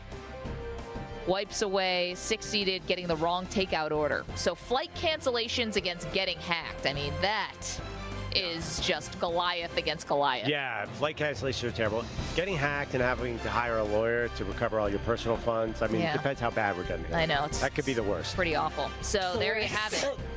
Thank you. You can go to @Maggie and Pearl on Twitter, and that's where you can vote for things that are just the worst. Yeah, I think we need to catch up with the Final Four and make. We'll get there. We'll get there. Why is it? It's taking us a while to get there. Slowly but surely. Some news has broken over this time. And speaking of news, actually, this one comes from Vic Taffer, who covers the Raiders. We were talking about Jalen Carter, who is the standout defensive tackle. Many believe was actually the best player available in this draft. Non-quarterback, obviously, but the best overall player available was involved tangentially with the fatal car crash after Georgia's national championship, the second one. He was charged. He had to go back to Athens, Georgia. They end up settling where he's going to pay a fine. He's going to have probation. He's going to do community service. So that's all legally now behind him. But the news that came out today from Taffer is that the Las Vegas Raiders have taken him off of their draft board, Perloff. And that is fascinating because, first of all, the NFL is generally, will give guys a little bit of a grace, when they get their legal issues behind them. Generally, sports teams can be pretty forgiving for guys who have encounters like this or things that happen, especially when they're young and in college. So it's a little surprising that they would basically let it be known we're taking him off our draft board. Do you think that's going to hurt him with other teams? I think he's already been hurt, probably. So, no, I don't think them taking off the board will hurt, but I think that this points to a fall toward him. But that being said, I think the Eagles are number 10. I think they would really like him, and I know their front office is not going to be overly concerned with character. I think this is so terrible. It sounds really callous, but I think a lot of teams look at character issues as an opportunity because a guy is falling. Well, if you also really think that they've moved past their situation. Well, right? I think a lot of teams think we are going to get this person in our building, and we can work with him to help him either grow up or stay out of trouble. One thing I heard, the Eagles have Jordan Davis, who is like a mentor to him Georgia, Georgia, and then maybe pairing them back up would be a good thing. So I do think teams sometimes overlook character issues. Like, they move on fast because I think they say, you know what? We're going to get him in the building. We're going to talk to him, and they probably interviewed him. So I think his window is somewhere 6 to 10. I think that's the significant thing about the Raiders is, isn't that right where he was falling, Jalen Carter? I thought so, but I also think that the Raiders are doing their due diligence on quarterbacks for a reason. They really have not made a massive commitment to Jimmy Garoppolo, and so the idea that they would draft a quarterback, not out of the realm, and a quarterback who can sit for a year, Richardson, who had his pro day today at Florida, or Will Levis. Absolutely. Well, yeah, I mean, a lot can happen. Or someone else. Right. Here's the Hendon question. Hooker, someone They're like at 7. What if the guy they want isn't there anymore? So do you give up assets, a first-round pick to move up? That's really tough. Yeah, especially after you've expended some draft capital to get Devontae Adams into the building. I mean, you've already... and you have a window with Devontae Adams. He's 30. Is he going to want to sit around and wait for a young quarterback to learn how to play? Interesting. Also interesting that Mark Davis basically gave a quote recently about how their general manager, and I'm going to paraphrase here because I don't have it in front of me, but their general manager may have gotten kind of hoodwinked in some of their deals because people in the league might be taking advantage of the fact that he's a first-time general manager. It's kind of interesting for an owner to come out and say that. Lends me to think that maybe they'd be a little more conservative in this draft. I'm not sure. Yeah, that could be. Mark Davis is a bit of a wild card. He's a little bit of a bird. It's funny. I read that quote, and I said, you know what, is this really an indictment of the GM? Or because another owner might not say that. Oh, I don't think any other owner would say that. Like, our GM's in over his skis. I don't think that's generally something you say. What's a productive element there? They're interesting. I think, don't we all kind of want to see the Raiders draft an exciting young quarterback?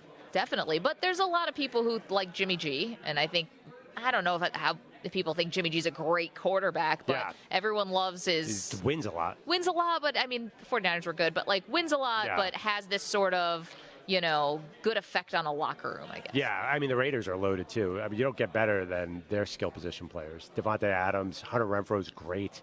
Josh Jacobs was probably the best running back in football last year. Yeah. He has every chance to do well there. But for me, I'm coming around, Maggie. I'm so caught up in the hype of the pro day. I want all these teams to get Anthony Richardson. Here's a guy that you've been kind of high on. You can name any of these teams. The most exciting player to get is Anthony Richardson. Without a doubt. He's so different. Just watching him throw, that he might not be the best. Bryce Young might be far and away the best, or C.J. Stroud, but Anthony Richardson is the most exciting prospect. You want to know, I think that Bryce Young, and I don't mean this as a knock, but the skills that he has now, they're already good NFL skills. Yeah. We're talking about the anticipation. He's going to have to learn it on the next level. He's already got the arm. He's got the anticipation, the accuracy. He's got it all. Ready to go. So, if he stays healthy, because he's a little smaller in size, obviously, we've talked about that. But if he's ready to go, we kind of know what he's going to be. Richardson is such the wild card because he's got the body, he's got the arm. It's just we just haven't watched him play a lot, so we don't have any clue what he is. And also, but we do know you see the highlights, and we'll see these draft nights, an 80-yard run against LSU, the speed, the combination. We love to see an incredible. Justin Fields, when he was running past, we love to see a quarterback who's faster than every other player on the field. Absolutely. So until it's time to pay him. Here's my problem with the Raiders. I think they're going to have to trade up a lot to get that guy. 7-2. I think it's going to go Young 1, and then 2, the Texans are going to take quarterback. They might have to get up to 2 or 3 to get the guy they want. It's going to be really hard. Wow. Keeping an eye on these quarterbacks. A month from now, we'll be in Kansas City for the NFL draft, which is going to be exciting. So we're here in Houston. I wake up this morning to a headline about a guy streaking at a Texas A&M baseball game. I was like, wow, here we are. Right down the road. Texas A&M was playing Texas in college baseball, and you got a guy who was apparently on the track team for Texas A&M. He went on the field, decided to moon everybody, had a sign that says Texas sucks, okay, and jumped over the center field wall right into the hands of the police. Wow. They were waiting for him. Yeah, I like. So the University of Texas sucks. That's fun. Yeah. There we go. So we're in town. You never know what could happen, and I don't think that's going to happen at the Final Four. I think the security is going to be super tight. Do we get our streaker out of the way? Yeah, I think so. I kind of hope so, because I feel like that would go down badly. That would not. No, I don't think it's going to end well. You're going to hit the hardwood pretty hard. But here's the thing about you streak at the Final Four, you're not really going to get the bang for your buck, because they're not going to show you on TV. So in some cases, and you're going to get chased around. This guy who streaked through the A&M baseball game, they let him just go. He went from home plate all the way to center field. Yeah. He got his point across, showed everyone his butt. That's where you got to streak. And then you got all the social media stuff out of it too. So he really had a long, it took 45 seconds for him to get out there. It was a good day for him. By the way, I don't know if it was a good day. Can I tell you something that will make you happy? What's that? Former Mets pitcher Jacob deGrom tattooed by the Phillies, 5 earned runs in 3 innings. Wow. I'm kind of surprised. DeGrom has always been excellent on opening day. Yeah. Excellent on opening day. Well, the Rangers, the Phillies were even worse. They were winning 9-5. But they got DeGrom out in the 3rd inning. Maybe he's not going to be good, Maggie. I'm not rooting for him not to be good, Perloff. Yeah, as a Mets fan, are you kidding me? What's wrong with you? Of course you got to root for him not to be good. No, I appreciate him for what he was. How about that? And what is the matter with you? That is so wrong. He never wanted to be in New York in the first place. But now my attention turns to Justin Verlander, who was pitching here in Houston, winning World Series, winning Cy Youngs. Now he goes to the Mets, put on the IL before the season even starts. So sorry. And isn't that something? Okay, a lot of people to thank. Mike Samter, to Carlos Ortiz, to Manny Rodriguez, Dan Silverman, to Frank Lewis, to Tim Parker, to Howie Denneroff and everyone at Westwood One, to Steve Fisher, Clark Kellogg, Tobin Anderson, Sonny Vaccaro, and Kevin Kugler. What a lineup. We'll see you back here tomorrow from Radio Row in Houston. We out.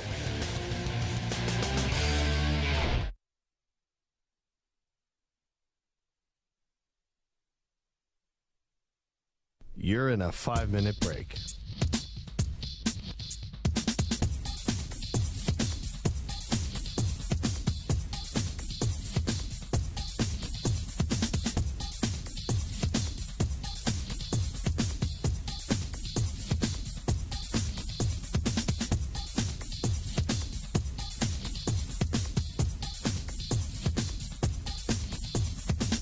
Four minutes, 30 seconds remaining.